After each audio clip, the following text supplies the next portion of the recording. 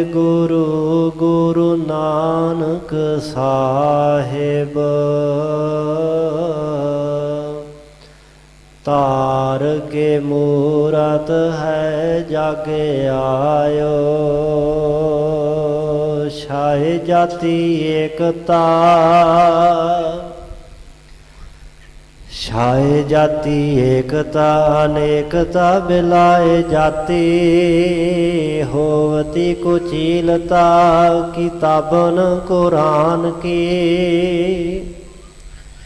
ਪਾਪ ਹੀ ਪਰਪੱਕ ਜਾਤੇ ਧਰਮ ਤਸਕ ਜਾਤੇ ਬਰਨ ਗਰਕ ਜਾਤੇ ਸਹਿਤ ਵਿਧਾਨ ਕੀ ਦੇਵੀ ਦੇਵ ਦਿਓਹਰੇ ਸੰਤੋਖ ਸਿੰਘ ਦੂਰ ਹੋਤੇ ਰੀਤ ਮਿਟ ਜਾਤੀ ਕਥਾ ਬੇਦਨ ਪੁਰਾਣ ਕੀ ਸ਼੍ਰੀ ਗੁਰੂ ਗੋਬਿੰਦ ਸਿੰਘ ਪਾਵਨ ਪਰਮ ਸੂਰ ਸ਼੍ਰੀ ਗੁਰੂ ਗੋਬਿੰਦ ਸਿੰਘ ਪਾਵਨ ਪਰਮ ਸੂਰ ਮੂਰਤ ਨ ਹੋਤੀ ਜੋ ਪੈ ਕਰਨ ਨਿਧਾਨ ਕੀ ਜਿਸ ਮਹਿ ਅੰਮ੍ਰਿਤ ਗਿਆਨ ਹੈ ਮਾਨਕ ਭਗਤ ਵੈਰਾਗ ਸ਼੍ਰੀ ਗੁਰੂ ਗ੍ਰੰਥ ਸਾਹਿਬ ਉਦਦ ਬੰਦੋਂ ਕਾਰ ਅਨੁਰਾਗ ਸ਼੍ਰੀ ਗੁਰ ਸ਼ਬਦ ਕਮਾਏ ਜਿਨਾ ਜੀਤੇ ਪੰਚ ਵਿਕਾਰ ਤਿਨ ਸੰਤਨ ਕੋ ਬੰਦਨਾ ਸਿਰ ਚਰਨਨ ਪਰ ਤਾਰ ਏਕ ਓੰਕਾਰਾ ਸਤਿਗੁਰੂ ਤਿਹ ਪ੍ਰਸਾਦ ਸਚ ਹੋਏ। ਵਾਹਿਗੁਰੂ ਜੀ ਕੀ ਫਤਿਹ ਹੈ ਬਿਘਨ ਵਿਨਾਸ਼ਨ ਸੋਏ। ਵਾਹਿਗੁਰੂ ਜੀ ਕੀ ਫਤਿਹ ਹੈ ਬਿਘਨ ਵਿਨਾਸ਼ਨ ਸੋਏ।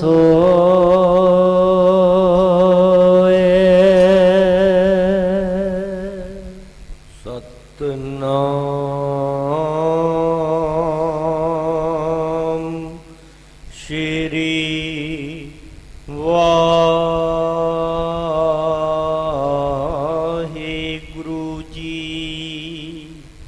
ਦੋਹਰਾ ਦਿਜਨਾਈ ਛੂਛੇ ਹਟੇ ਤਿਨ ਕੋ ਸੁਨੋ ਬਿਰਤੰਤ ਮਹਾ ਦੁਖਤ ਗਮਨਤ ਭਏ ਹਿਰਦੇ ਅਧਿਕ ਪਸ਼ੁਤੰਤ ਦਿਜਨਾਈ ਛੂਛੇ ਹਟੇ। ਵਾਹਿਗੁਰੂ ਜੀ ਕਾ ਖਾਲਸਾ ਵਾਹਿਗੁਰੂ ਜੀ ਕੀ ਫਤਿਹ।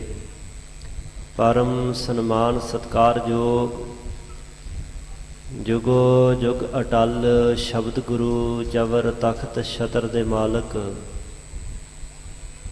ਦਸਾਂ ਪਾਤਸ਼ਾਹੀਆਂ ਦੀ ਜੋਤ ਸਮਰੱਥ ਪ੍ਰਤੱਖ ਹਾਜ਼ਰ ਨਾਜ਼ਰ ਸਤਿਗੁਰੂ ਵਾਲੀਏ ਦੋ ਜਹਾਂ ਹਲਤ ਪਲਤ ਦੇ ਰੱਖਿਅਕ ਧੰਨ ਧੰਨ ਸਾਹਿਬ ਸਤਿਗੁਰੂ ਆਦਿ ਸ਼੍ਰੀ ਗੁਰੂ ਗ੍ਰੰਥ ਸਾਹਿਬ ਜੀ ਮਹਾਰਾਜ। ਐਸੇ ਦੀਨ ਦਿਆਲ ਸਤਿਗੁਰੂ ਪਾਤਸ਼ਾਹ ਜੀ ਦੀ ਅਪਰੇ ਅਪਾਰ ਕਿਰਪਾ ਰਹਿਮਤ ਬਖਸ਼ਤ ਦਾ ਸਦਕਾ ਸ਼੍ਰੀ ਦਸ਼ਮੇਸ਼ ਪਿਤਾ ਜੀ ਸ਼੍ਰੀ ਕਲਗੀਧਰ ਜੀ ਪੰਥ ਵਾਲੀ ਅੰਮ੍ਰਿਤ ਦੇ ਦਾਤੇ ਸਤਿਗੁਰੂ ਸਾਹਿਬੇ ਕਮਾਲ ਧੰਨ ਧੰਨ ਧੰਨ ਸਤਿਗੁਰੂ ਸ਼੍ਰੀ ਗੁਰੂ ਗੋਬਿੰਦ ਸਿੰਘ ਸਾਹਿਬ ਜੀ ਮਹਾਰਾਜ ਜੀ ਦੇ ਮਹਾਨ ਪਾਵਨ ਪਵਿੱਤਰ ਇਤਿਹਾਸਕ ਮੁਕੱਦਸ ਮੁਬਾਰਕ ਪਾਕ ਸਥਾਨ ਤਖਤ ਸ੍ਰੀ ਕੇਸਗੜ੍ਹ ਸਾਹਿਬ ਜੀ ਵਿਖੇ ਹਾਜ਼ਰੀਆਂ ਭਰਦਿਆਂ ਯਾਤਰਾ ਕਰਦਿਆਂ ਸਾਹਿਬਾਨ ਜੀ ਦੇ ਮਹਾਨ ਅਸਥਾਨ ਤੇ ਸਤਿਗੁਰੂ ਪਾਤਸ਼ਾਹ ਨੂੰ ਨਤਮਸਤਕ ਹੋ ਕੇ ਸਾਹਿਬਾਨ ਜੀ ਦੀ ਮਹਾਨ ਗੁਰਸੰਗਤ ਪੰਗਤ ਦਾ ਲਾਹਾ ਲੈ ਰਹੇ ਗੁਰੂ ਸਵਾਰੇ, ਗੁਰੂ ਪਾਤਸ਼ਾਹ ਜੀ ਦੀ ਸਾਜੀ ਨਿਵਾਜੀ, ਗੁਰੂ ਰੂਪ, ਗੁਰੂ ਖਾਲਸਾ, ਗੁਰੂ ਸੰਗਤ ਜੀ, ਵੱਡਿਆਂ ਭਾਗਾਂ ਸਦਕਾ ਗੁਰੂ ਬਖਸ਼ੇ ਉਦਮ ਉਪਰਾਲੇ ਦੁਆਰਾ ਸਾਹਿਬਾਂ ਦੇ ਮਹਾਨ ਅਸਥਾਨ ਤੇ ਹਾਜ਼ਰੀ ਭਰਨ ਦਾ, ਦਰਸ਼ਨ ਪਰਸਨ ਕਰਨ ਦਾ, ਗੁਰ ਸੰਗਤ ਕਰਨ ਦਾ ਸੁਭਾਗ ਪ੍ਰਾਪਤ ਹੋਇਆ ਹੈ। ਸਤਿਗੁਰੂ ਪਾਤਸ਼ਾਹ ਜੀ ਦੇ ਮਹਾਨ ਪਾਵਨ ਅਸਥਾਨ ਤੇ ਲੜੀਵਾਰ ਸਤਿਗੁਰੂ ਜੀ ਦੇ ਇਤਿਹਾਸ ਜੀਵਨ ਬਿਰਤਾਂਤ ਦੀ ਵਿਚਾਰ ਚੱਲ ਰਹੀ ਹੈ। ਅੱਜ ਇਤਿਹਾਸਕ ਦਿਨ ਹੈ।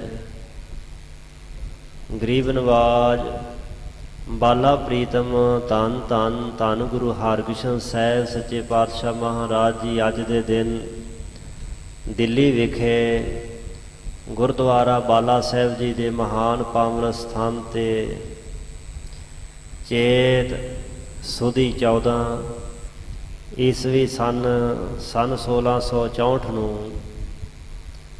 ਜੋਤੀ ਜੋਤ ਸਮਾਏ ਗਰੀਬ ਨਿਵਾਸ ਸਤਿਗੁਰੂ ਸੱਚੇ ਪਾਤਸ਼ਾਹ ਮਹਾਰਾਜ ਜੀ ਦੇ ਪਾਵਨ ਜੀਵਨ ਦਾ ਕਾਲ, ਜੀਵਨ ਦਾ ਸਮਾਂ ਭਾਵੇਂ ਬਹੁਤ ਥੋੜ੍ਹਾ ਹੈ, ਪਰ ਥੋੜ੍ਹੇ ਸਮੇਂ ਦੇ ਅੰਦਰ ਹੀ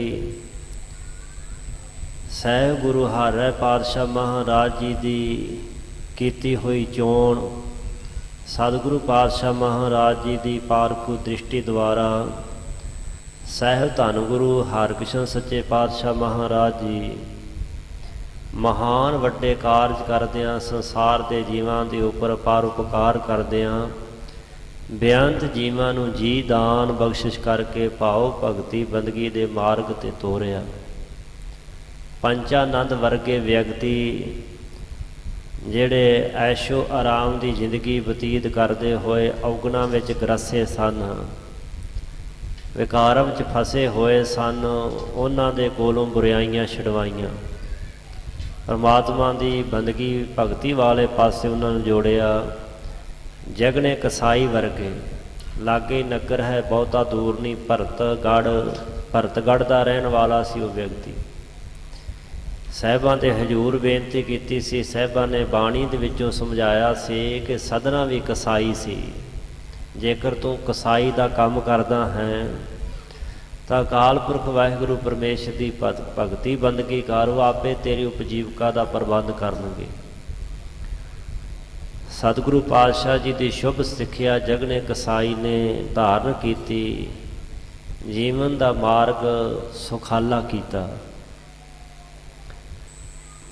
ਇਹੋ ਜਿਹੀਆਂ ਬੇਅੰਤ ਸਾਖੀਆਂ ਘਟਨਾਵਾਂ ਹਨ ਕੀਰਤਪੁਰ ਸਾਹਿਬ ਦੀ ਧਰਤੀ ਦੀਆਂ। ਤੇ ਜਿਸ ਸਮੇਂ ਸਤਿਗੁਰੂ ਪਾਤਸ਼ਾਹ ਜੀ ਕੀਰਤਪੁਰ ਸਾਹਿਬ ਤੋਂ ਦਿੱਲੀ ਨੂੰ ਚੱਲੇ, ਰਸਤੇ ਵਿੱਚ ਵੀ ਬੇਅੰਤ ਜੀਵਾਂ ਨੂੰ ਨਿਹਾਲ ਕਰਦੇ ਗਏ। ਰਾਜਾ ਜੈ ਸਿੰਘ ਦੇ ਬੰਗਲੇ ਦੇ ਵਿੱਚ ਸਤਿਗੁਰੂ ਪਾਤਸ਼ਾਹ ਨੇ ਆਪਣਾ ਪੜਾਅ ਰੱਖਿਆ। ਬਾਦਸ਼ਾਹ ਔਰੰਗਜ਼ੇਬ ਨੇ ਆਪਣੇ ਅਹਿਲਕਾਰ ਆਪਣੇ ਪੁੱਤਰ ਦੇ ਸਮੇਤ ਭੇਜੇ ਸਨ, ਤਾਂ ਸਤਿਗੁਰੂ ਸੱਚੇ ਪਾਤਸ਼ਾਹ ਮਹਾਰਾਜ ਜੀ ਨੇ ਪਾਵਨ ਬਚਨ ਲਿਖ ਕਰਕੇ ਭੇਜਿਆ ਸੀ, ਕਿਆ ਖਾਧੇ ਕਿਆ ਪੈਦੇ ਹੋਏ, ਜਾ ਮਨ ਨਾਹੀ ਸੱਚਾ ਸੋਏ। ਗੁਰੂ ਨਾਨਕ ਦੇ ਸੱਚੇ ਪਾਤਸ਼ਾਹ ਮਹਾਰਾਜ ਜੀ ਦਾ ਪਾਵਨ ਸ਼ਬਦ ਉਚਾਰਨ ਕਰਕੇ ਸਤਿਗੁਰੂ ਪਾਤਸ਼ਾਹ ਜੀ ਨੇ ਫਾਰਸੀ ਵਿੱਚ ਉਸ ਦਾ ਤਰਜਮਾ ਕਰਵਾ ਕਰਕੇ ਭੇਜਿਆ ਸੀ। ਔਰੰਗਜ਼ੇਬ ਦੇ ਭਾਗ ਚੰਗੇ ਹੁੰਦੇ ਤੇ ਸਮਝ ਜਾਂਦਾ, ਪਰ ਮੰਦੇ ਭਾਗਾਂ ਕਰਕੇ ਗੁਰੂ ਹਰਕ੍ਰਿਸ਼ਨ ਸੱਚੇ ਪਾਤਸ਼ਾਹ ਦੀ ਸਿੱਖਿਆ ਨੂੰ ਨਾ ਅਮਲ ਵਿੱਚ ਲਿਆ ਸਕਿਆ। ਸਹਿਬ ਸਤਿਗੁਰੂ ਧੰਨ ਗੁਰੂ ਹਰਕ੍ਰਿਸ਼ਨ ਸੱਚੇ ਪਾਤਸ਼ਾਹ ਮਹਾਰਾਜ ਜੀ ਨੇ, ਜਿਨ੍ਹਾਂ ਨੇ ਦਿੱਲੀ ਦੀ ਬਿਮਾਰੀ, ਦਿੱਲੀ ਦੇ ਦੁੱਖਾਂ ਨੂੰ, ਮੁਸੀਬਤਾਂ ਨੂੰ, ਬਿਮਾਰੀਆਂ ਨੂੰ ਆਪਣੇ ਸਰੀਰ ਦੇ ਉੱਪਰ ਲੈ ਕਰਕੇ ਅੱਜ ਦੇ ਦਿਨ ਉਹ ਮਹਾਨ ਪਾਵਨ ਸਥਾਨ ਗੁਰਦੁਆਰਾ ਬਾਲਾ ਸਾਹਿਬ ਜੀ ਵਿਖੇ ਜੋਤੀ ਜੋਤ ਸਮਾਏ। ਇਸ ਤੋਂ ਪਹਿਲਾਂ ਸਿੱਖਾਂ ਸੰਗਤਾਂ ਦੀ ਬੇਨਤੀ ਤੇ ਕਿ ਮਹਾਰਾਜ ਸਾਨੂੰ ਅਗਲੇ ਸਤਿਗੁਰੂ ਪਾਤਸ਼ਾਹ ਜੀ ਦੇ ਲੜ ਲਾ ਕਰਕੇ ਫਿਰ ਜਾਣਾ ਕਰੋ। ਤਾਂ ਗਰੀਬ ਨਿਵਾਸ ਸੱਚੇ ਪਾਤਸ਼ਾਹ ਮਹਾਰਾਜ ਜੀ ਪਲੰਘੇ ਤੋਂ ਉੱਠ ਕਰਕੇ ਬੈਠੇ। ਸੁਰਤ ਦੇ ਨਾਲ ਹੀ 3 ਪ੍ਰਕਰਮਾਂ ਬਾਬੇ ਬਕਾਲੇ ਦੀ ਧਰਤੀ ਤੇ ਬੈਠੇ ਹੋਏ ਦਾਦਾ ਲੱਗਦੇ ਧੰਨ ਗੁਰੂ ਤੇਗ ਬਹਾਦਰ ਸੱਚੇ ਪਾਤਸ਼ਾਹ ਜੀ ਦੀਆਂ ਕੀਤੀਆਂ। ਬਾਬਾ ਗੁਰਦਿੱਤਾ ਜੀ ਦੇ ਸਹਿਬ ਗੁਰੂ ਹਰਕ੍ਰਿਸ਼ਨ ਸੱਚੇ ਪਾਤਸ਼ਾਹ ਜੀ ਪੋਤਰੇ ਹਨ। ਇਸ ਵਾਸਤੇ ਗੁਰੂ ਤੇਗ ਬਹਾਦਰ ਪਾਤਸ਼ਾਹ ਜੀ ਵੀ ਬਾਬਾ ਗੁਰਦਿੱਤਾ ਜੀ ਦੇ ਸਭ ਤੋਂ ਛੋਟੇ ਭਰਾ ਹੋਣ ਕਰਕੇ, ਭਾਈ ਹੋਣ ਕਰਕੇ ਗੁਰੂ ਹਰਕ੍ਰਿਸ਼ਨ ਸਾਹਿਬ ਜੀ ਦੇ ਬਾਬਾ ਜੀ ਲੱਗਦੇ ਸਨ। ਬਾਬਾ ਸ਼ਬਦ ਪੁਰਾਣੇ ਸਮੇਂ ਵਿੱਚ ਬਾਪੂ ਵਾਸਤੇ ਵਰਤਿਆ ਜਾਂਦਾ ਸੀ। ਸੋ ਬਾਪੂ ਜੀ ਲੱਗਦੇ ਸਨ। ਸੁਰਤ ਦੇ ਰਾਹੀਂ 3 ਪ੍ਰਕਰਮਾਂ ਕਰਕੇ ਹੱਥ ਵਿੱਚ ਨਾਰੀਅਲ 5 ਪੈਸੇ ਲੈ ਕਰਕੇ ਨਮਸਕਾਰ ਕਰ ਦਿੱਤੀ। ਬਚਨ ਕੀਤੇ ਬਾਬਾ ਬਸੇ ਜੇ ਗ੍ਰਾਮ ਬਕਾਲੇ, ਬਨ ਗੁਰ ਸੰਗਤ ਸਕਲ ਸੰਭਾਲੇ। ਕਿ ਬਾਬਾ ਜੀ ਬਕਾਲੇ ਨਗਰ ਵਿੱਚ ਵਸਦੇ ਹਨ। ਉਹ ਹੁਣ ਅੱਜ ਤੋਂ ਗੁਰੂ ਬਣੇ ਹਨ। ਉਹ ਗੁਰੂ ਬਣ ਕਰਕੇ ਸਾਰੀਆਂ ਸਿੱਖ ਸੰਗਤਾਂ ਦੀ ਸੰਭਾਲ ਕਰਨਗੇ। ਉਹਨਾਂ ਦੇ ਆਤਮਾ ਦੇ ਰਸਤੇ ਦੀ ਅਗਵਾਈ ਕਰਨਗੇ। ਆਤਮ ਮਾਰਗ ਨੂੰ ਸੁਖਾਲਾ ਕਰਨਗੇ। ਹੁਣ ਸਿੱਖ ਸੰਗਤਾਂ ਬਾਬੇ ਬਕਾਲੇ ਦੀ ਧਰਤੀ ਤੇ ਪਹੁੰਚ ਕਰਕੇ ਗੁਰੂ ਸਾਹਿਬ ਦੇ ਦਰਸ਼ਨ ਕਰਨ। ਇਸ ਗੱਲ ਦਾ, ਇਸ ਵਚਨ ਦਾ ਨਜਾਇਜ਼ ਫਾਇਦਾ ਉਠਾਉਣ ਵਾਸਤੇ 22 ਲੋਕ ਕੱਚੇ ਪੀਲੇ ਝੂਠੇ ਤੇ ਨਕਲੀ ਮੰਜੀਆਂ ਲਾ ਕਰਕੇ ਵੀ ਬੈਠ ਗਏ। ਧੰਨ ਸਤਿਗੁਰੂ ਤੇਗ ਬਹਾਦਰ ਸੱਚੇ ਪਾਤਸ਼ਾਹ ਮਹਾਰਾਜ ਅੱਜ ਉਹਨਾਂ ਸਾਹਿਬਾਂ ਦਾ ਗੁਰਤਾ ਗੱਦੀ ਪੁਰਬ ਹੈ। ਧੰਨ ਗੁਰੂ ਹਰਕ੍ਰਿਸ਼ਨ ਸੱਚੇ ਪਾਤਸ਼ਾਹ ਜੀ ਦਾ ਜੋਤੀ ਜੋਤ ਪੁਰਬ ਹੈ। ਔਰ 9ਵੇਂ ਪਾਤਸ਼ਾਹ ਜਿਨ੍ਹਾਂ ਨੇ ਇਸ ਧਰਤੀ ਨੂੰ ਨਿਵਾਜਿਆ, ਇਹ ਨਗਰੀ ਵਸਾਈ, ਸ਼੍ਰੀ ਆਨੰਦਪੁਰ ਸਾਹਿਬ ਦੇ ਉੱਪਰ ਬੇਅੰਤ ਰਹਿਮਤਾਂ ਨਿਆਮਤਾਂ ਬਖਸ਼ਿਸ਼ ਕੀਤੀਆਂ। ਐਸੇ ਗੁਰੂ ਤੇਗ ਬਹਾਦਰ ਸੱਚੇ ਪਾਤਸ਼ਾਹ ਮਹਾਰਾਜ ਜੀ ਧਰਮ ਰੱਖਿਅਕ ਅਮਰ ਸ਼ਹੀਦ ਸਤਿਗੁਰੂ ਸੱਚੇ ਪਾਤਸ਼ਾਹ ਮਹਾਰਾਜ ਜੀ ਦਾ ਅੱਜ ਗੁਰਤਾ ਗੱਦੀ ਪੁਰਬ ਹੈ। ਆਓ ਸਮੂਹ ਸਿੱਖ ਸੰਗਤਾਂ ਨੂੰ ਧੰਨ ਗੁਰੂ ਤੇਗ ਬਹਾਦਰ ਸੱਚੇ ਪਾਤਸ਼ਾਹ ਮਹਾਰਾਜ ਜੀ ਦੇ ਗੁਰਤਾ ਗੱਦੀ ਪੁਰਬ ਦੀਆਂ ਬੇਅੰਤ ਲੱਖ ਲੱਖ ਵਧਾਈਆਂ ਹੋਣ। ਸਹਿਬ ਗੁਰੂ ਹਰਕ੍ਰਿਸ਼ਨ ਸੱਚੇ ਪਾਤਸ਼ਾਹ ਮਹਾਰਾਜ ਜਿਨ੍ਹਾਂ ਦਾ ਪਾਵਨ ਪ੍ਰਕਾਸ਼ ਸਹਿਬ ਗੁਰੂ ਹਰ ਰਹਿ ਸੱਚੇ ਪਾਤਸ਼ਾਹ 7ਵੇਂ ਸਤਿਗੁਰੂ ਦੇ ਗ੍ਰਹਿ ਵਿਖੇ ਸਾਡੇ ਸਤਿਕਾਰਯੋਗ ਮਾਤਾ ਕ੍ਰਿਸ਼ਨ ਕੌਰ ਜੀ, ਜਿਨ੍ਹਾਂ ਦਾ ਨਾਮ ਇਤਿਹਾਸ ਵਿੱਚ ਸੁਲੱਖਣੀ ਕਰਕੇ ਵੀ ਲਿਖਿਆ ਹੈ। ਮਾਂ ਕ੍ਰਿਸ਼ਨ ਕੌਰ ਜੀ ਦੀ ਪਾਵਨ ਕੁੱਖ ਨੂੰ 8 ਸਾਉਣ 7 ਜੁਲਾਈ ਸਨ 1656 ਨੂੰ ਭਾਗ ਲਾਇਆ ਔਰ 7 ਅਕਤੂਬਰ ਸਨ 1661 ਈਸਵੀ ਨੂੰ 5.5 ਸਾਲ ਦੀ ਉਮਰ ਦੇ ਵਿੱਚ ਗੁਰਤਾ ਗੱਦੀ ਦੇ ਸਿੰਘਾਸਨ ਤੇ ਵਿਰਾਜਮਾਨ ਹੋਏ। 2 ਸਾਲ 5 ਮਹੀਨੇ ਤੇ 26 ਦਿਨ ਗੁਰੂ ਨਾਨਕ ਦੇ ਸੱਚੇ ਪਾਤਸ਼ਾਹ ਦੇ ਸਿੰਘਾਸਨ ਤੇ ਬੈਠ ਕਰਕੇ ਬੇਅੰਤ ਭੁੱਲੀਆਂ ਭਟਕੀਆਂ ਆਤਮਾ ਦਾ ਉਧਾਰ ਕਰਦਿਆਂ 7 ਸਾਲ 8 ਮਹੀਨੇ ਤੇ 26 ਦਿਨ ਦੀ ਸਾਰੀ ਸਰੀਰਕ ਉਮਰਾਂ ਸਫਲ ਕਰਦਿਆਂ ਹੋਇਆਂ ਬਾਲਾ ਪ੍ਰੀਤਮ ਧੰਨ ਗੁਰੂ ਹਰਕ੍ਰਿਸ਼ਨ ਸੱਚੇ ਪਾਤਸ਼ਾਹ ਮਹਾਰਾਜ ਜੀ ਨੇ ਬਾਲਕ ਅਵਸਥਾ ਦੇ ਵਿੱਚ ਹੀ 5 ਭੂਤਿਕ ਸਰੀਰ ਦਾ ਤਿਆਗ ਕਰਦਿਆਂ ਜੋਤੀ ਜੋਤ ਸਮਾਏ। ਐਸੇ ਸਤਿਗੁਰੂ ਸੱਚੇ ਪਾਤਸ਼ਾਹ ਜੀ ਦੇ ਪਾਵਨ ਚੋਜਾਂ ਨੂੰ ਪਰਉਪਕਾਰਾਂ ਨੂੰ ਕੋਟਾਨ ਕੋਟ ਵਾਰੀ ਨਮਸਕਾਰ ਹੈ, ਜਿਨ੍ਹਾਂ ਨੇ ਦੁਖੀਆਂ ਤੇ ਦਰਦਾਂ ਭਰੇ ਜੀਵਨ ਵਾਲੇ ਲਾਚਾਰ ਤੇ ਬੇਵਸ ਜੀਵਾਂ ਦੀ ਬਾਂਹ ਫੜ ਕੇ ਇਸ ਸੰਸਾਰ ਦੇ ਦੁੱਖਾਂ ਤੋਂ ਨਹੀਂ ਬਚਾਇਆ, ਸਗੋਂ ਭਵਜਲੋਂ ਵੀ ਪਾਰ ਲੰਘਾ ਦਿੱਤੇ। ਇਹੋ ਜਿਹੇ ਬੇਅੰਤ ਜੀਵ ਤਰ ਗਏ। ਜਸਵੰਤ ਰਾਓ ਵਰਗੇ ਜੱਦੀ ਪੁਰਸ਼ੀ ਜਿਹੜੇ ਚੋਰ ਸਨ, ਉਹ ਵੀ ਗੁਰੂ ਹਰਕ੍ਰਿਸ਼ਨ ਸੱਚੇ ਪਾਤਸ਼ਾਹ ਜੀ ਸੰਗਤ ਕਰਕੇ ਗੁਰਸਿੱਖ ਬਣ ਗਏ। ਸੋ ਸਤਿਗੁਰੂ ਸੱਚੇ ਪਾਤਸ਼ਾਹ ਮਹਾਰਾਜ ਜੀ ਦੇ ਅੱਜ 2 ਪੁਰਬ ਹਨ, 2 ਦਿਨ ਹਨ। ਦੋ ਗੁਰੂ ਸਾਹਿਬਾਂ ਦੇ ਨਾਲ ਸੰਬੰਧਿਤ ਜੋਤੀ ਜੋਤ ਦਿਵਸ ਔਰ ਗੁਰਤਾ ਗੱਦੀ ਪੁਰਬ। ਸੋ ਜੋ ਲੜੀਵਾਰ ਗੁਰੂ ਕੇ ਇਤਿਹਾਸ ਦੀ ਵਿਚਾਰ ਚੱਲ ਰਹੀ ਹੈ, ਕੁਝ ਸਮੇਂ ਵਾਸਤੇ ਗੁਰੂ ਪਾਤਸ਼ਾਹ ਦੇ ਪਾਵਨ ਇਤਿਹਾਸ ਨਾਲ ਸਾਂਝ ਪਾਈਏ। ਧੰਨ ਗੁਰੂ ਅਰਜਨ ਦੇਵ ਪਾਤਸ਼ਾਹ ਜੀ, ਜਿਨ੍ਹਾਂ ਨੇ ਗੁਰਸਿੱਖ ਸੰਗਤਾਂ ਦੀ ਬੇਨਤੀ ਪ੍ਰਵਾਨ ਕਰਕੇ ਆਪਣੇ ਸਾਹਿਬਜ਼ਾਦੇ ਸਾਹਿਬ ਗੁਰੂ ਹਰਗੋਬਿੰਦ ਪਾਤਸ਼ਾਹ ਵਾਸਤੇ ਆਇਆ ਹੋਇਆ ਚੰਦੂ ਦੀ ਲੜਕੀ ਦਾ ਰਿਸ਼ਤਾ ਨਾਤਾ ਮੋੜ ਦਿੱਤਾ ਹੈ। ਉਸੇ ਸਮੇਂ ਗੁਰੂ ਕੇ ਸਿੱਖਾਂ ਨੇ ਬੇਨਤੀ ਕੀਤੀ, ਮਹਾਰਾਜ ਸਾਨੂੰ ਮਾਣ ਬਖਸ਼ੋ, ਸਾਡੇ ਘਰ ਵਿੱਚ ਧੀਆਂ ਹਨ। ਸਾਹਿਬ ਗੁਰੂ ਅਰਜਨ ਦੇਵ ਪਾਤਸ਼ਾਹ ਨੇ ਸਿੱਖਾਂ ਦੀ ਭਾਵਨਾ ਪੂਰੀ ਕੀਤੀ। ਦੋ ਨਾਤੇ, ਦੋ ਰਿਸ਼ਤੇ ਉਸੇ ਸਮੇਂ ਹੋ ਗਏ, ਦੋ ਸਗਾਈਆਂ ਹੋ ਗਈਆਂ।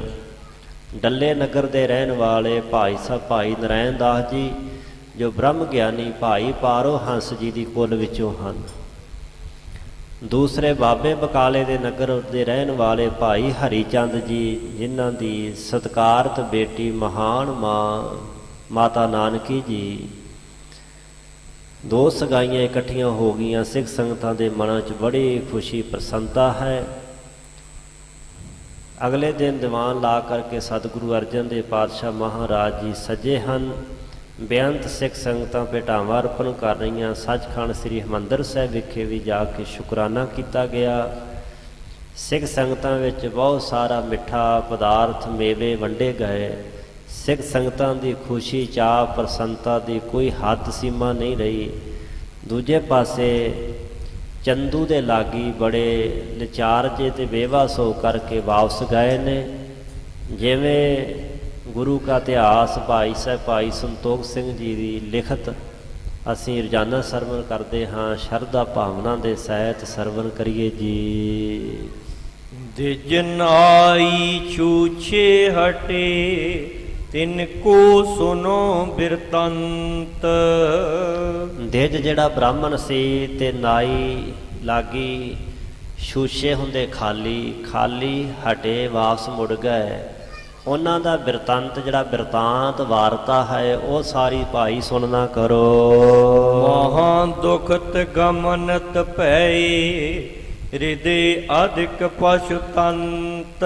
ਆਏ ਤਾਂ ਅਸੀਂ ਨਾਤਾ ਲੈ ਕੇ ਰਿਸ਼ਤਾ ਕਰਨ ਵਾਸਤੇ, ਪਰ ਜਦੋਂ ਰਿਸ਼ਤਾ ਨੇਪਰੇ ਨਾ ਚੜਿਆ ਤਾਂ ਉਹ ਖਾਲੀ ਵਾਪਸ ਮੁੜ ਕਰਕੇ ਗਏ। ਕਿਵੇਂ ਮੁੜੇ ਨੇ? ਮਹਾਂ ਦੁਖਤ, ਦੁਖਤ ਹੁੰਦਾ ਦੁਖੀ, ਬੜੇ ਮਹਾਂ ਬਹੁਤੇ ਦੁਖੀ ਹੋਏ। ਗਮਨਤ ਭਏ, ਤੁਰੇ ਜਾ ਰਹੇ ਨੇ ਰਸਤੇ ਤੇ, ਨਾਲ ਨਾਲ ਹਿਰਦੇ ਵਿੱਚ ਅਧਿਕ ਪਛਤੰਤ, ਬਹੁਤ ਜ਼ਿਆਦਾ ਪਛਤਾਵਾ ਕਰਦੇ ਝੂਰਦੇ ਹੋਏ ਦਿੱਲੀ ਨੂੰ ਜਾ ਰਹੇ ਹਨ। ਚੌਪਈ ਸਨੈ ਸਨੈ ਦਿੱਲੀ ਪੁਰ ਗਏ ਮਗ ਮਹਿ ਕਿਨੋ ਲੂਟ ਜਨ ਲਏ। ਸਹਿਜੇ ਸਹਿਜੇ ਦਿਖਦੇ ਢਹਿੰਦੇ ਮਹਾਂ ਹੀ ਪੈਰ ਪੁੱਟਦੇ ਹੋਏ ਬੜੇ ਦੁਖੀ ਮਨ ਦੇ ਨਾਲ ਦਿੱਲੀ ਜਾ ਪਹੁੰਚੇ। ਦਿੱਲੀ ਪੁਰ ਨਾਮ ਹੁੰਦਾ ਸ਼ਹਿਰ ਦਾ। ਦਿੱਲੀਪੁਰੀ ਵਿੱਚ ਜਾ ਪਹੁੰਚੇ ਨੇ। ਇਉਂ ਦੁਖੀ ਨੇ ਮਗ ਮਹਿ ਕਿਨੂੰ ਲੂਟ ਜਨ ਲੈ, ਜਿਵੇਂ ਰਸਤੇ 'ਚ ਕਿਸੇ ਨੇ ਲੁੱਟ ਲਿਆ ਹੋਵੇ। ਵਪਾਰੀ ਜਾ ਰਹੇ ਹੁਣ ਸਮਾਨ ਲੈ ਕੇ, ਤੇ ਰਾਹ ਵਿੱਚ ਕੋਈ ਲੁੱਟ ਮਾਰ ਕਰਕੇ ਉਹਨਾਂ ਸਮਾਨ ਲੁੱਟ ਲਵੇ ਤਾਂ ਉਹ ਖੁਸ਼ ਥੋੜ੍ਹੇ ਹੋਣਗੇ। ਉਹਨਾਂ ਦੇ ਚਿਹਰੇ ਮੁਰਝਾਏ ਹੋਣਗੇ, ਦੁਖੀ ਹੋਣਗੇ, ਗਮ ਦੇ ਵਿੱਚ ਡੁੱਬੇ ਹੋਣਗੇ। ਇਸੇ ਤਰ੍ਹਾਂ ਭਾਈ ਸਾਹਿਬ ਕਹਿੰਦੇ ਇਸ ਤਰ੍ਹਾਂ ਦੁਖੀ ਹੋ ਕਰਕੇ ਦਿੱਲੀ ਪਹੁੰਚੇ ਜਿਵੇਂ ਰਾਹ ਵਿੱਚ ਕਿਸੇ ਨੇ ਇਹਨਾਂ ਨੂੰ ਲੁੱਟ ਲਿਆ ਹੋਵੇ। ਘਰ ਖੱਤਰੀ ਕੇ ਪਹੁੰਚੇ ਜਾਏ ਜਹਾਂ ਮੂੜ ਬੈਠਿਓ ਗਰਬਾਈ। ਚੰਦੂ ਖੱਤਰੀ ਦੇ ਘਰ ਵਿੱਚ ਜਾ ਕੇ ਪਹੁੰਚ ਗਏ, ਜਿੱਥੇ ਅੱਗੇ ਮੂੜ ਹੁੰਦਾ ਮੂਰਖ, ਮਹਾਮੂਰਖ ਚੰਦੂ ਜਿਹੜਾ ਗਰਬਾਏ ਹੰਕਾਰ ਦੇ ਨਾਲ, ਗਰਭ ਦੇ ਨਾਲ ਭਰਿਆ ਹੋਇਆ ਬੈਠਾ ਸੀ। ਇਲਮ ਗਲੀਚੇ ਫਰਸ਼ ਵਿਸਾਲਾ ਬੈਠਕ ਮੈਂ ਬੈਠਿਓ ਖੁਸ਼ਹਾਲਾ। ਗਿਲਮ ਤੇ ਗਲੀਚੇ, ਗਲੀਚੇ ਪਤਾ ਹੀ ਹੈ ਆਪ ਨੂੰ ਕਿ ਜੋ ਥੱਲੇ ਵਿਛਾਏ ਜਾਂਦੇ ਵਿਛਾਉਣੇ, ਤੇ ਗਿਲਮ ਫਾਰਸੀ ਦੇ ਵਿੱਚ ਕਹਿੰਦੇ ਨੇ ਕੰਬਲੀ ਜਾਂ ਗੱਦੇ ਨੂੰ। ਨਰਮ ਵਿਛਾਉਣੇ ਕਲੀਨ ਥੱਲੇ ਵਿਛਾਏ ਹੋਏ ਨੇ, ਤੇ ਸੋਹਣੀ ਬੈਠਕ ਹੈ ਜਿਹਦੇ ਵਿੱਚ ਬੜੇ ਬੈਠੇ ਹੋ ਖੁਸ਼ਹਾਲਾ, ਖੁਸ਼ਹਾਲ ਹੋ ਕੇ ਬੜੀ ਖੁਸ਼ੀ ਦੇ ਨਾਲ ਬੈਠਾ ਹੈ ਫੱਬ ਧੱਬ ਕਰਕੇ। ਵੱਡ ਉਪਦਾਨ ਧਰਿਓ ਜਿਹ ਪਾਛੇ, ਸਗਰੀ ਸੀਤ ਬਸਤਰ ਤਨ ਕਾਛੇ। ਵੱਡਾ ਸਾਰਾ ਉਪ ਤੁਹਾਨੂੰ ਪਿੱਛੇ ਰੱਖਿਆ ਹੋਇਆ ਢੋ ਲਾਉਣ ਵਾਸਤੇ। ਅੱਜ ਵੀ ਜਿਵੇਂ ਆੜਤੀਆਂ ਨੇ ਜਦੋਂ ਕਣਕ ਲੈ ਕੇ ਝੋਨਾ ਲੈ ਕੇ ਮੰਡੀ ਜਾਈਏ ਜਿੱਥੇ ਉਹਨਾਂ ਦੀਆਂ ਆੜਤਾਂ ਹੁੰਦੀਆਂ, ਉਹ ਸ਼ਾਹੂਕਾਰ ਬੈਠੇ ਹੁੰਦੇ ਨੇ, ਵੱਡਾ ਸਾਰਾ ਤਕੀਆ ਪਿੱਛੇ ਲਾ ਕੇ ਗਦੇਲਾ ਜਿਹਾ, ਉਹਨੂੰ ਉਪ ਤੁਹਾਨੂੰ ਕਹਿੰਦੇ ਨੇ। ਉਹ ਜਿਹੜਾ ਤਕੀਆ ਪਿੱਛੇ ਢੋ ਲਾਉਣ ਵਾਸਤੇ ਲਾਇਆ ਹੋਇਆ ਹੈ। ਗੁਰੂ ਸਾਹਿਬਾਂ ਦੀਆਂ ਫੋਟੋਆਂ ਦੇ ਮਗਰ ਵੀ ਕਈਆਂ ਨੇ ਉਹ ਤਕੀਆ ਜਿਹਾ ਬਣਾ ਦਿੱਤਾ ਹੈ। ਗੁਰੂ ਸਾਹਿਬ ਤਾਂ ਆਪ ਕਿਰਤ ਕਰਨ ਵਾਲੇ ਸਨ। ਗੁਰੂ ਨਾਨਕ ਦੇ ਪਾਤਸ਼ਾਹ ਆਪ ਹਲ ਵਾਹੁਣ ਵਾਲੇ, ਤੇ ਉਹਨਾਂ ਦੀ ਫੋਟੋ ਮਗਰ ਵੀ ਵੱਡਾ ਸਾਰਾ ਤਕੀਆ ਲਾਇਆ ਢੋ ਲਾਉਣ ਵਾਲਾ। ਸੋ ਉਹ ਜਿਹਦੇ ਨਾਲ ਢੋ ਪਿੱਛੋਂ ਲਾਈ ਜਾਂਦੀ, ਪਿੱਠ ਲਾ ਕੇ ਬੈਠਿਆ ਜਾਂਦਾ ਸਹਾਰਾ ਲੈ ਕਰਕੇ, ਉਹਨੂੰ ਉਹ ਪਤਾਨ ਤਕੀਆ ਜੋ ਬੋਲਦੇ ਨੇ। ਉਹ ਵੱਡਾ ਸਾਰਾ ਸਿਰਹਾਣਾ, ਮੋਟਾ ਸਾਰਾ ਤਕੀਆ ਜਿਹੜਾ ਉਹ ਪਿੱਛੇ ਢੋ ਲਾਈ ਹੋਈ ਹੈ, ਧਰਿਆ ਹੋਇਆ ਹੈ, ਤੇ ਸਾਰੇ ਚਿੱਟੇ ਰੰਗ ਦੇ ਕੱਪੜੇ ਹੀ ਇਹਨੇ ਸਰੀਰ ਤੇ ਪਾਏ ਹੋਏ ਹਨ। ਬੈਠੇ ਲਿਖਨ ਹਾਰ ਟਿਗ ਬ੍ਰਿੰਦ, ਕਿਤਕ ਖੁਸ਼ਾਮਦ ਕਰਤ ਬਿਲੰਦ। ਚੰਦੂ ਦੀ ਸਭਾ ਦਾ ਰੰਗ ਢੰਗ ਭਾਈ ਸਾਹਿਬ ਜੀ ਇੱਥੇ ਬਿਆਨ ਕੀਤਾ ਹੈ। ਇਹਦੇ ਕੋਲ ਬਹੁਤ ਸਾਰੇ ਲਿਖਣਹਾਰ ਜੋ ਲੈਣ ਦੇਣ ਦਾ ਕਾਰਜ ਕਰਨ ਵਾਲੇ, ਉਹ ਲਿਖਾਰੀ ਬੈਠੇ ਨੇ, ਤੇ ਕਈ ਲੋਕ ਖੁਸ਼ਾਮਦ ਕਰਨ ਵਾਲੇ ਵੀ ਹੁੰਦੇ, ਜਿਹੜੇ ਚਮਚਾਗਿਰੀ ਜਿਹਨੂੰ ਪੰਜਾਬੀ 'ਚ ਕਹਿੰਦੇ, ਉਹ ਚਮਚਾਗਿਰੀ ਕਰਨ ਵਾਲੇ ਵੀ ਬਹੁਤ ਸਾਰੇ ਖੁਸ਼ਾਮਦੀ ਲੋਕ ਵੀ ਨੇੜੇ ਤੇੜੇ ਬੈਠੇ ਕਿ ਬੜੇ ਤੁਸੀਂ ਵੱਡੇ ਮਹਾਨ ਹੋ, ਬੜੇ ਚੰਗੇ ਹੋ। ਹੁਣ ਖੁਸ਼ਾਮਦੀਆਂ ਦੀ ਖੁਸ਼ਾਮਦ ਕਰਨ ਦੀ ਕੋਈ ਹੱਦ ਬੰਨਾ ਥੋੜ੍ਹੀ ਹੁੰਦਾ, ਜਿੱਥੋਂ ਮਰਜ਼ੀ ਵਧਾ ਚੜਾ ਕੇ ਕਹੀ ਜਾਣ। ਸੋ ਸੁਣਨ ਵਾਲਾ ਫੁੱਲੀ ਜਾਂਦਾ ਹੈ। ਉਹ ਖੁਸ਼ਾਮਦੀ ਲੋਕ ਵੀ ਭਾਈ ਸਾਹਿਬ ਕਹਿੰਦੇ ਜਿਹੜੇ ਚਮਚਾਗਿਰੀ ਕਰਦੇ, ਉਹ ਵੀ ਬੈਠੇ ਹਨ। ਕਾਰਜ ਅਰਥੀ ਮਾਨਵ ਕੇਰੀ, ਜੋਰਤ ਹਾਥਨ ਜਾਚਤ ਸੇ। ਕਈ ਲੋਕ ਆਪਣੇ ਕੰਮਾਂ ਧੰਦਿਆਂ ਵਾਸਤੇ ਆਏ ਬੈਠੇ ਨੇ, ਅਰਥੀ ਹੁੰਦੇ ਨੇ, ਕਾਰਜ ਅਰਥੀ, ਜਿਹੜੇ ਕੰਮ ਦੇ ਵਾਸਤੇ ਆਏ ਨੇ, ਜਿਨ੍ਹਾਂ ਦਾ ਪ੍ਰਯੋਜਨ ਹੈ ਕੋਈ ਕੰਮ ਧੰਦਾ, ਜਿਨ੍ਹਾਂ ਨੂੰ ਕੋਈ ਲੋੜ ਹੈ, ਉਹ ਮਾਨਵ ਕਈ ਲੋਕ ਆ ਕਰਕੇ ਕੋਲ ਬੈਠੇ, ਕਈ ਹੱਥ ਜੋੜ ਰਹੇ ਨੇ ਖਲੋਤੇ ਹੋਏ, ਤੇ ਕੁਛ ਨਾ ਕੁਛ ਮੰਗ ਰਹੇ ਹਨ। ਵੱਡੀ ਕਚਹਿਰੀ ਮਹਿ ਸੋ ਬੈਸਾ, ਉੱਤਰ ਦੇਤ ਜੋਗ ਜਿਸ ਜੈਸਾ। ਵੱਡੀ ਸਾਰੀ ਭਾਈ ਸਾਹਿਬ ਕਹਿੰਦੇ ਦੇ ਕਚਹਿਰੀ ਲੱਗੀ ਹੈ, ਉਹਦੇ ਵਿੱਚ ਬੈਠਾ ਹੈ, ਤੇ ਜਥਾ ਜੋਗ ਜਿਸ ਕਿਸੇ ਨੂੰ ਜਵਾਬ ਉੱਤਰ ਦੇਣਾ ਬਣਦਾ, ਉਸੇ ਤਰ੍ਹਾਂ ਹੀ ਇਹ ਸਵਾਲਾਂ ਜਵਾਬਾਂ ਦੇ ਉੱਤਰ ਦੇ ਰਿਹਾ ਹੈ। ਵਿਪਰ ਅਸ਼ੀਰਵਾਦ ਕਹਿ ਜੀਵੋ, ਚਿਰੰਕਾਲ ਜਸ ਜੁਤ ਜਗ ਥੀਵੋ। ਇਹ ਬਾਹਮਣ ਗਿਆ ਤੇ ਜਾਂਦਿਆਂ ਸਾਰ ਹੀ ਆਖਣ ਲੱਗਾ, ਅਸ਼ੀਰਵਾਦ ਦਿੱਤੇ, ਕਹਿਣ ਲੱਗਾ ਜੀਵੋ ਲੰਮੀਆਂ ਉਮਰਾਂ ਮਾਣੋ, ਲੰਮਾ ਸਮਾਂ ਜੀਵੋ, ਚਿਰੰਕਾਲ ਜਸ ਜੁਤ ਜਗ ਥੀਵੋ। ਲੰਮੇ ਸਮੇਂ ਤੱਕ, ਚਿਰਕਾਲ ਤੱਕ ਤੁਸੀਂ ਜਸ ਦੇ ਸਹਿਤ, ਵਡਿਆਈ ਨਾਮਣੇ ਦੇ ਸਹਿਤ ਸੰਸਾਰ ਦੇ ਵਿੱਚ ਜਿਉਂਦੇ ਰਹੋ। ਮੁਖ ਮੁਰਝਾਇਓ ਬਹੁਤ ਜਕੀਰਾ, ਚੰਦੂ ਤਬੈ ਬਿਲੋਚਨ ਹੀਰਾ। ਤੇ ਜਿਸ ਬਾਹਮਣ ਨੇ ਆਸ਼ੀਰਵਾਦ ਦਿੱਤਾ ਸੀ ਕਿ ਲੰਮੀ ਉਮਰ ਮਾਣੋ, ਤੁਹਾਡਾ ਜਸ ਵਧੇ ਫੈਲੇ, ਉਸ ਬਾਹਮਣ ਪੰਡਤ ਦਾ ਜਿਹੜਾ ਚਿਹਰਾ ਸੀ ਨਾ, ਭਾਈ ਸਾਹਿਬ ਕਹਿੰਦੇ ਐਨ ਮੁਰਝਾਇਆ ਹੋਇਆ, ਉਦਾਸ ਚਿਹਰਾ ਜਿਹੜਾ ਬ੍ਰਾਹਮਣ ਦਾ ਸੀ, ਉਹ ਚੰਦੂ ਨੇ ਉਸ ਸਮੇਂ ਵੇਖਿਆ, ਤੇ ਵੇਖ ਕਰਕੇ ਚੰਦੂ ਨੇ ਪਾਏ ਲੱਗੇ ਪਾਂਦਾ ਕੋ ਬਾਤੀ, ਤੁਝ ਦੇਖਤ ਧਰਕਤ ਮੁਝ ਛਾਤੀ। ਵੇਖ ਕੇ ਪਾਂਦੇ ਨੂੰ ਆਖਣ ਲੱਗਾ ਬਾਹਮਣ ਨੂੰ ਕਿ ਪਾਏ ਲੱਗੇ, ਮੈਂ ਤੁਹਾਡੇ ਪੈਰੀਂ ਪੈਂਦਾ ਹਾਂ, ਤੁਹਾਡਾ ਸਤਿਕਾਰ ਕਰਦਾ ਹਾਂ, ਤੁਸੀਂ ਆਏ ਹੋ। ਇਸ ਤਰ੍ਹਾਂ ਇਹ ਗੱਲ ਕਹਿ ਕਰਕੇ ਤੇ ਨਾਲ ਆਖਣ ਲੱਗਾ ਕਿ ਤੇਰਾ ਚਿਹਰਾ ਮੁਰਝਾਇਆ ਵੇਖ ਕੇ, ਉਦਾਸ ਵੇਖ ਕੇ ਮੇਰੀ ਛਾਤੀ ਧੜਕਣ ਲੱਗ ਪਈ ਹੈ, ਮੇਰੇ ਅੰਦਰ ਕੁਛ ਹੋਣ ਲੱਗ ਪਿਆ ਹੈ। ਹਰਕਤ ਬਾਮ ਅੰਗ ਤਨ ਮੇਰੇ, ਨਹੀਂ ਛਗੁਨ ਕੁਛ ਆਛੇ ਹੀਰੇ। ਤੇ ਮੇਰੇ ਸਰੀਰ ਦੇ ਖੱਬੇ ਅੰਗ ਫਰਕਣ ਲੱਗ ਪਏ ਨੇ। ਸੱਜਾ ਅੰਗ ਕਹਿੰਦੇ ਮਰਦ ਦਾ ਫਰਕ ਹੈ ਤੇ ਸ਼ੁਭ ਸ਼ਗਨ ਹੁੰਦਾ ਹੈ, ਖੱਬਾ ਫਰਕਣ ਲੱਗ ਪਏ ਤੇ ਮਾੜੀ ਨਿਸ਼ਾਨੀ ਹੁੰਦੀ ਹੈ। ਤੇ ਚੰਦੂ ਆਖਣ ਲੱਗਾ ਇਹਨਾਂ ਦੇ ਅੰਗਾਂ ਦੇ ਫਰਕਣ ਦਾ ਜੋ ਫਲਾਦੇਸ਼, ਇਹਨਾਂ ਨੂੰ ਲੋਕ ਮੰਨਦੇ ਸਨ। ਅੱਜ ਵੀ ਚੰਗਾ ਭਰਿਆ ਭਲਾ ਬਣਿਆ ਬਣਾਇਆ ਘਰ ਜਿਹੜਾ ਵਸਤੂ ਜਿਹੜੇ ਵਸਤੂ ਸ਼ਾਸਤਰ ਵਾਲੇ ਜੀ, ਇਹ ਇੱਥੇ ਇੱਧਰ ਬੂਹਾ ਨਹੀਂ ਸੀ ਰੱਖਣਾ, ਇਹ ਉੱਧਰ ਚਾਹੀਦਾ ਸੀ, ਉੱਧਰ ਚਾਹੁੰਦਾ ਸੀ, ਪਤਾ ਨਹੀਂ ਕਿੰਨੇ ਘਟਾਓ ਆੜ ਕਰਵਾ ਦਿੰਦੇ ਹੋ। ਮਸਾਂ ਤੱਕ ਕਿਤੇ ਘਰ ਬਣਦਾ ਤੇ ਲੋਕ ਉਹਨਾਂ ਦੇ ਚੱਕਰਾਂ 'ਚ ਫਸ ਜਾਂਦੇ ਨੇ। ਇਹ ਚੀਜ਼ ਚੰਗੀ ਨਹੀਂ, ਇੱਧਰ ਇਹ ਠੀਕ ਨਹੀਂ ਹੈ, ਇਹ ਅੰਗ ਫਰਕਣਾ ਮਾੜਾ ਹੈ, ਇਹ ਚੰਗਾ ਹੁੰਦਾ ਹੈ, ਸ਼ੁਭ ਸੰਕੇਤ ਹੈ, ਮਾੜਾ ਸੰਕੇਤ ਹੈ। ਸੋ ਬ੍ਰਾਹਮਣਾਂ ਪੰਡਤਾਂ ਦਾ ਦਾਲ ਫੁਲਕਾ ਇਸੇ ਤਰ੍ਹਾਂ ਹੀ ਚੱਲਦਾ। ਉਹਨਾਂ ਕਿਤੇ ਬੰਦਗੀ ਕਰਨੀ ਹੈ, ਸਿਮਰਨ ਕਰਨਾ, ਜਾਂ ਕੋਈ ਹਲ ਵਾਹੁਣਾ, ਕੋਈ ਕਿਰਤ ਕਰਨੀ ਹੈ, ਬਸ ਵਹਿਮਾਂ ਭਰਮਾਂ ਪਖੰਡਾਂ ਕਰਮ ਕਾਂਡਾਂ 'ਚ ਲੁਕਾਈ ਨੂੰ ਫਸਾਓ ਤੇ ਆਪਣਾ ਘਰ ਭਰੋ। ਤਾਂ ਹੀ ਸਤਿਗੁਰੂ ਪਾਤਸ਼ਾਹ ਨੇ ਕਿਹਾ ਸੀ ਕਿ ਜੇ ਮੁਹਾਕਾ ਘਰ ਮੋਏ ਘਰ ਮੈਂ ਪਿਤਰੀ ਦੇ ਅੱਗੇ ਵਸਤ ਸਜਾਣੀਏ, ਪਿਤਰੀ ਚੋਰ ਕਰੇ ਵੱਢੀਏ ਹੱਥ ਦਲਾਲ ਕੇ ਮੁਸਫੀ ਇਹ ਕਰੇ, ਨਾਨਕ ਅੱਗੇ ਸੋ ਮਿਲੇ ਜੇ ਖੱਟੇ ਘਾਲੇ ਦੇ। ਘਾਲ ਕੇ ਕਮਾਈ ਕਰਕੇ ਕੁਛ ਦਵੋਗੇ ਤੇ ਅੱਗੇ ਉਹ ਮਿਲਣਾ ਜੇ। ਜਿਹੜਾ ਮਾਲ ਸਪਲਾਈ ਕਰਨ ਦਾ ਤੁਹਾਡਾ ਤਰੀਕਾ ਨਾ, ਉਹਦੇ ਕੋਲੋਂ ਲੈ ਲਓ ਤੇ ਜੇ ਅਸੀਂ ਅੱਗੇ ਪਹੁੰਚਾ ਦਿੰਦੇ ਹਾਂ ਤੇ ਫਿਰ ਅੱਗੇ ਤਾਂ ਦੂਜਿਆਂ ਦੇ ਬਜ਼ੁਰਗ ਵੀ ਬੈਠੇ ਹੋਣਗੇ ਤਾਂ ਪਛਾਣ ਨਹੀਂ ਲੈਣਗੇ ਤਾਂ ਸਾਡੇ ਘਰੋਂ ਹੀ ਸਮਾਨ ਆਇਆ ਹੈ। ਅੱਗੇ ਗਏ ਸਜਾਣੀਏ, ਉਹ ਤਾਂ ਫਿਰ ਪਛਾਣ ਆ ਜਾਏਗੀ ਕਿ ਮਾਲ ਤਾਂ ਸਾਡੇ ਘਰੋਂ ਹੀ ਲੁੱਟ ਕੇ ਲਿਆਏ ਨੇ। ਇਸ ਤਰ੍ਹਾਂ ਨਹੀਂ ਗੱਲ ਬਾਨੀ। ਸੋ ਇਹ ਚੰਦੂ ਆਖਣ ਲੱਗਾ, ਇਹ ਨਾ ਵਹਿਮਾਂ ਭਰਮਾਂ ਨੂੰ ਮੰਨਦਾ ਸੀ।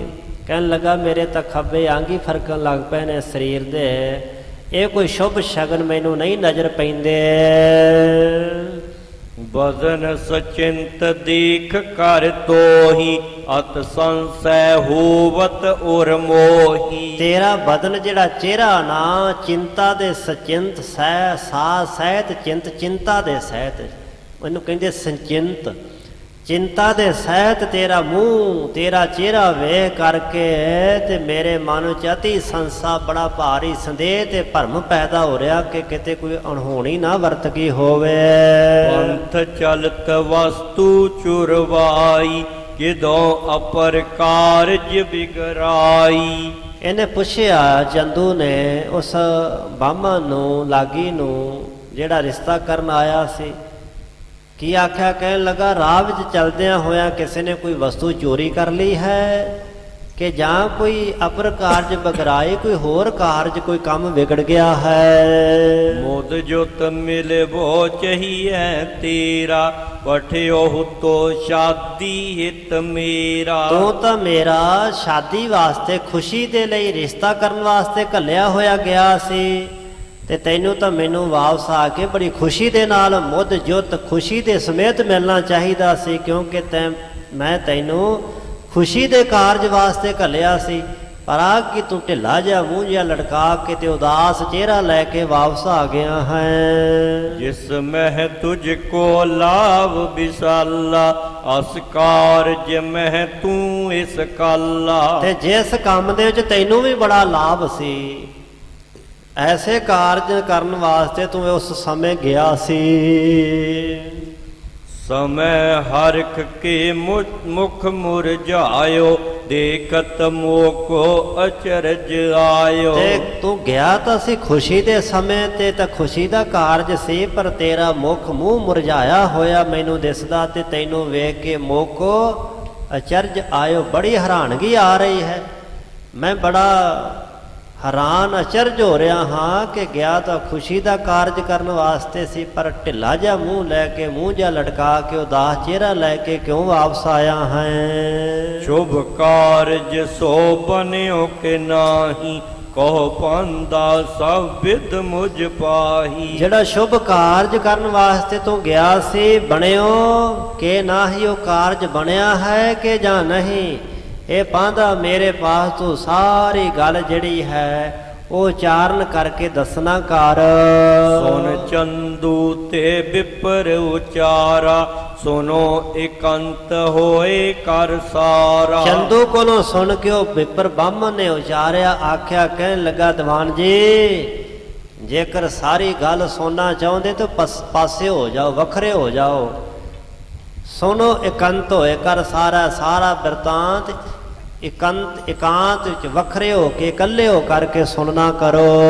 ਸੰਸੈ ਜੁਤ ਉਠ ਕਰ ਤਤਕਾਲਾ, ਬੈਠਿਓ ਸਭ ਤੇ ਹੋਏ ਨਿਰਾਲਾ। ਚੰਦੂ ਜਿਹੜਾ ਪਹਿਲਾਂ ਹੀ ਸੰਸੇ ਵਿੱਚ ਸੀ, ਸੰਸੇ ਦੇ ਜੁਤ ਸਮੇਤ, ਸੰਸੇ ਦੇ ਸਹਿਮ ਦੇ ਵਿੱਚ ਭਰਿਆ ਹੋਇਆ, ਚਿੰਤਾ ਫਿਕਰ ਵਿੱਚ ਡੁੱਬਾ ਹੈ, ਉੱਠ ਕੇ ਛੇਤੀ ਨਾਲ ਸਭਾ ਤੋਂ ਵੱਖਰਾ ਹੋ ਕਰਕੇ ਬੈਠ ਗਿਆ।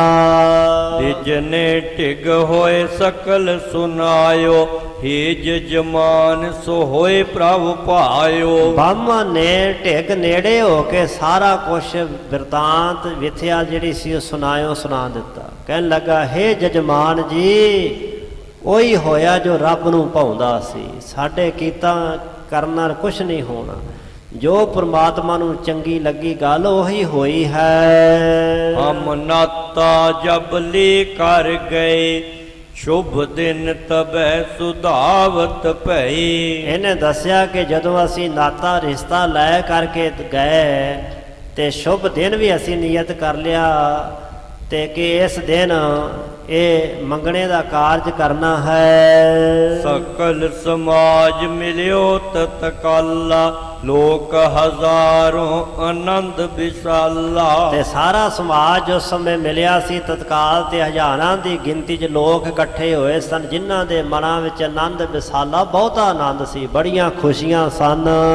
ਬਾਲਕ ਚੌਂਕੀ ਆਨ ਬਿਠਾਇਓ, ਗਾਵਨ ਬਾਦਤ ਸਕਲ ਰਚਾਇਓ। ਤੇ ਬਾਲਕ ਸਾਹਿਬਜ਼ਾਦਾ ਜੀ ਨੂੰ ਚੌਂਕੀ ਦੇ ਉੱਪਰ ਲਿਆ ਕੇ ਬਿਠਾ ਦਿੱਤਾ। ਗਾਉਣ ਵਜਾਉਣ ਦਾ ਸਾਰਾ ਪ੍ਰਬੰਧ ਜਿਹੜਾ ਸੀ ਰਚਾਇਆ ਗਿਆ, ਭਾਵ ਕਿ ਬੜੀ ਖੁਸ਼ੀ ਦਾ ਸਮਾਂ ਸੀ। ਬਾਣੀ ਗਾਈ ਜਾ ਰਹੇ ਸੀ, ਹੋਰ ਕੋਈ ਗੰਦਮੰਦ ਨਹੀਂ ਗੁਰੂ ਘਰ ਵਿੱਚ ਗਾਉਣ ਦੀ ਆਗਿਆ। ਬਾਦਤ ਸਕਲ ਰਚਾਇਓ, ਬਾਦ ਹੁੰਦਾ ਹੈ ਇੱਥੇ ਭਾਵ ਹੈ ਵਾਜੇ ਵਜਾਉਣ ਤੋਂ।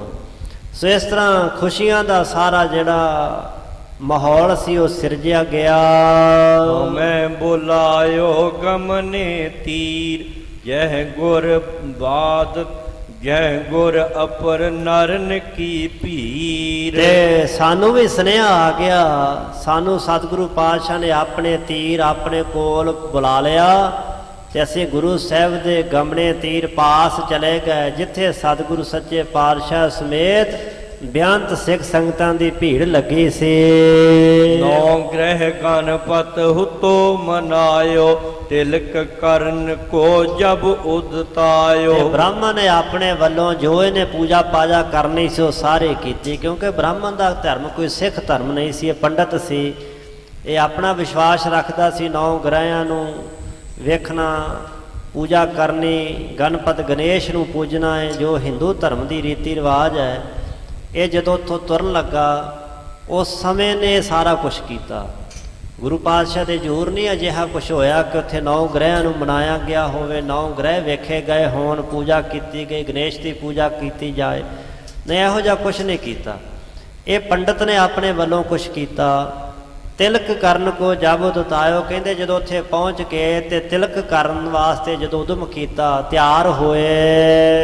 ਦਿੱਲੀ ਤੇ ਤਬ ਪਠਈ ਪਾਤੀ, ਚਲਤ ਹਮੈ ਤੁਮ ਕਹੀ ਜੋ ਬਾਤੀ। ਤਦੋਂ ਫਿਰ ਕਿਸੇ ਨੇ ਦਿੱਲੀ ਤੋਂ ਇੱਕ ਪਾਤੀ ਪੱਤਰਕਾ ਇੱਕ ਚਿੱਠੀ ਭੇਜੀ, ਜੋ ਸਾਡੇ ਇੱਥੋਂ ਤੁਰਨ ਸਮੇਂ ਜੋ ਤੂੰ ਗੱਲਾਂ ਬਾਤਾਂ ਕਹੀਆਂ ਸਨ।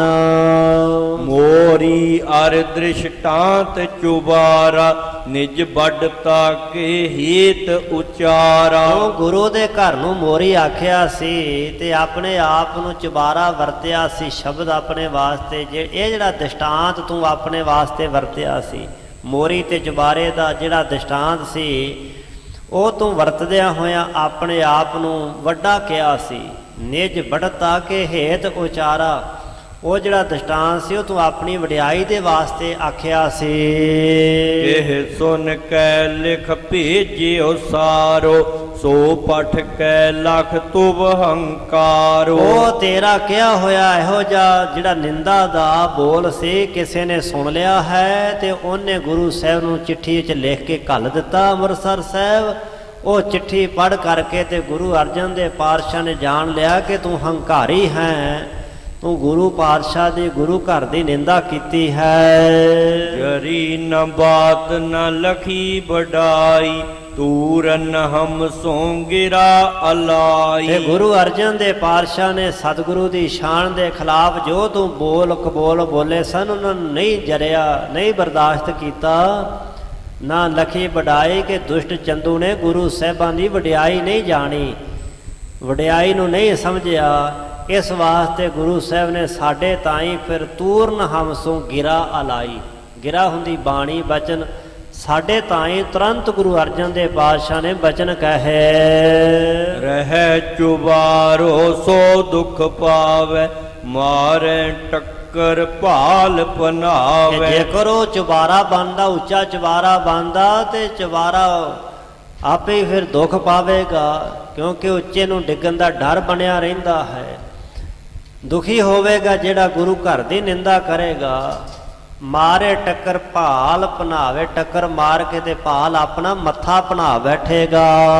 ਕੇਤਿਕ ਸਿੱਖ ਕਹਿਓ ਬਖਿਆਤਾ, ਨਹਿ ਲਿਓ ਇਸ ਕੇ ਰਾੜ ਕੋ ਨਾਤਾ। ਤੇ ਕਈ ਸਿੱਖ ਉਸ ਸਮੇਂ ਗੁਰੂ ਅਰਜਨ ਦੇਵ ਪਾਤਸ਼ਾਹ ਦੇ ਕੋਲ ਬੈਠੇ ਸਨ। ਉਹਨਾਂ ਨੇ ਪ੍ਰਤੱਖ ਤੌਰ ਤੇ, ਯਾਰਾ ਤੌਰ ਤੇ, ਬਖਿਆਤ ਤੌਰ ਤੇ ਕਹਿ ਦਿੱਤਾ ਕਿ ਮਹਾਰਾਜ, ਇਹ ਜਿਹੜਾ ਕਿਰਾੜ ਖੱਤਰੀ ਹੈ ਨਾ, ਇਹ ਚੰਦੂ, ਇਹਦੀ ਲੜਕੀ ਦਾ ਰਿਸ਼ਤਾ ਨਾਤਾ ਤੁਸੀਂ ਮਹਾਰਾਜ ਨਾ ਲੈਣਾ ਕਰੋ। ਪ੍ਰਥਮ ਭਇਓ ਤੈਂ ਬੋਲ ਬਿਗਾੜ, ਸਹੀ ਨ ਤਿਨੋ ਸੋ ਦੀਨ ਉਗਾੜ। ਮਹਾਰਾਜ ਟਿੱਕਾ ਟੁੱਕਾ ਕਿੰਨੇ ਲਾਉਣਾ ਸੀ, ਗੱਲ ਤਾਂ ਪਹਿਲਾਂ ਹੀ ਵਿਗੜ ਗਈ, ਬੋਲ ਵਿਗਾੜ ਤਾਂ ਪਹਿਲਾਂ ਹੀ ਹੋ ਗਿਆ।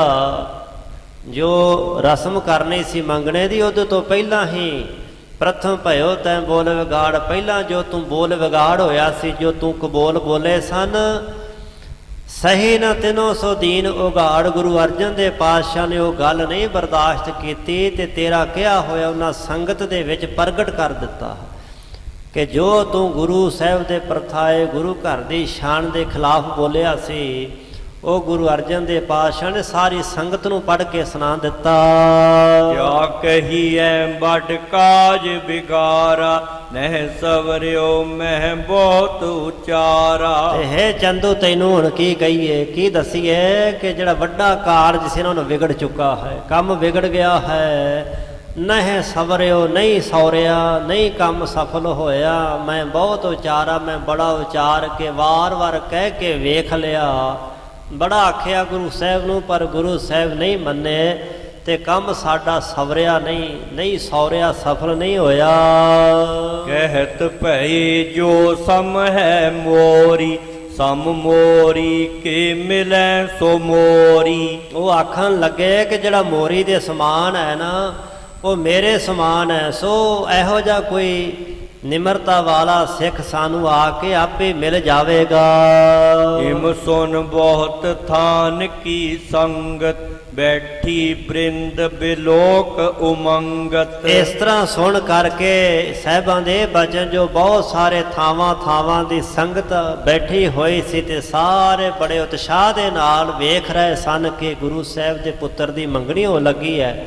ਬੜੇ ਉਤਸੁਕ ਸਨ, ਬੜੇ ਚਾਅ ਦੇ ਨਾਲ ਹਿਰਦੇ ਸਾਰਿਆਂ ਦੇ ਭਰੇ ਹੋਏ ਸੀ। ਤਿਨ ਮਹਿ ਤੇ ਇੱਕ ਉੱਠ ਕਰ ਖੱਤਰੀ, ਹਾਥ ਜੋਰ ਕਹਿ ਗਿਰਾ ਬਚਿੱਤਰੀ। ਤੇ ਚੰਦੂ ਦੀਵਾਨ ਨੂੰ ਦੱਸ ਰਿਹਾ ਪੰਡਤ ਤੇ ਬਾਹਮਣ ਕਿ ਉਹ ਜਿਹੜੀ ਸੰਗਤ ਜੁੜੀ ਸੀ ਨਾ ਬਹੁਤ ਭਾਰੀ, ਉਸੇ ਸੰਗਤ ਦੇ ਵਿੱਚੋਂ ਇੱਕ ਖੱਤਰੀ ਉੱਠ ਕਰਕੇ ਖਲੋ ਗਿਆ ਤੇ ਹੱਥ ਜੋੜ ਕਰਕੇ ਬੜੀ ਨਿਮਰਤਾ ਦੇ ਨਾਲ ਉਸਨੇ ਸੁੰਦਰ ਬੋਲਾਂ ਦੇ ਵਿੱਚ ਗੁਰੂ ਸਾਹਿਬ ਨੂੰ ਬੇਨਤੀ ਕੀਤੀ। ਸਪਤ ਬਰਖ ਕੀ ਦੋਹਿਤਾ ਮੇਰੀ, ਲਿਓ ਨਾਤਾ ਗੁਰ ਕਰੋ ਨਾ ਦੇਰੀ। ਹੁਣ ਗੁਰੂ ਕੇ ਸਿੱਖ ਥੋੜਾ ਜਿਹਾ ਬੋਲਣਗੇ। ਭਾਈ ਸਾਹਿਬ ਨੇ ਕਿਹਾ ਕਿ ਹਾਥ ਜੋਰ ਕਹਿ ਗਿਰਾ ਬਚਿੱਤਰੀ, ਬਚਿੱਤਰ ਸੁੰਦਰ ਨੂੰ ਕਹਿੰਦੇ ਨੇ। ਗਿਰਾ ਹੁੰਦੀ ਬਾਣੀ, ਬੜੀ ਸੋਹਣੀ ਬਾਣੀ ਵਿੱਚ ਭਾਈ ਨਰੈਣ ਦਾਸ ਨੇ ਬੇਨਤੀ ਕੀਤੀ ਸੀ ਸਾਹਿਬਾਂ ਨੂੰ।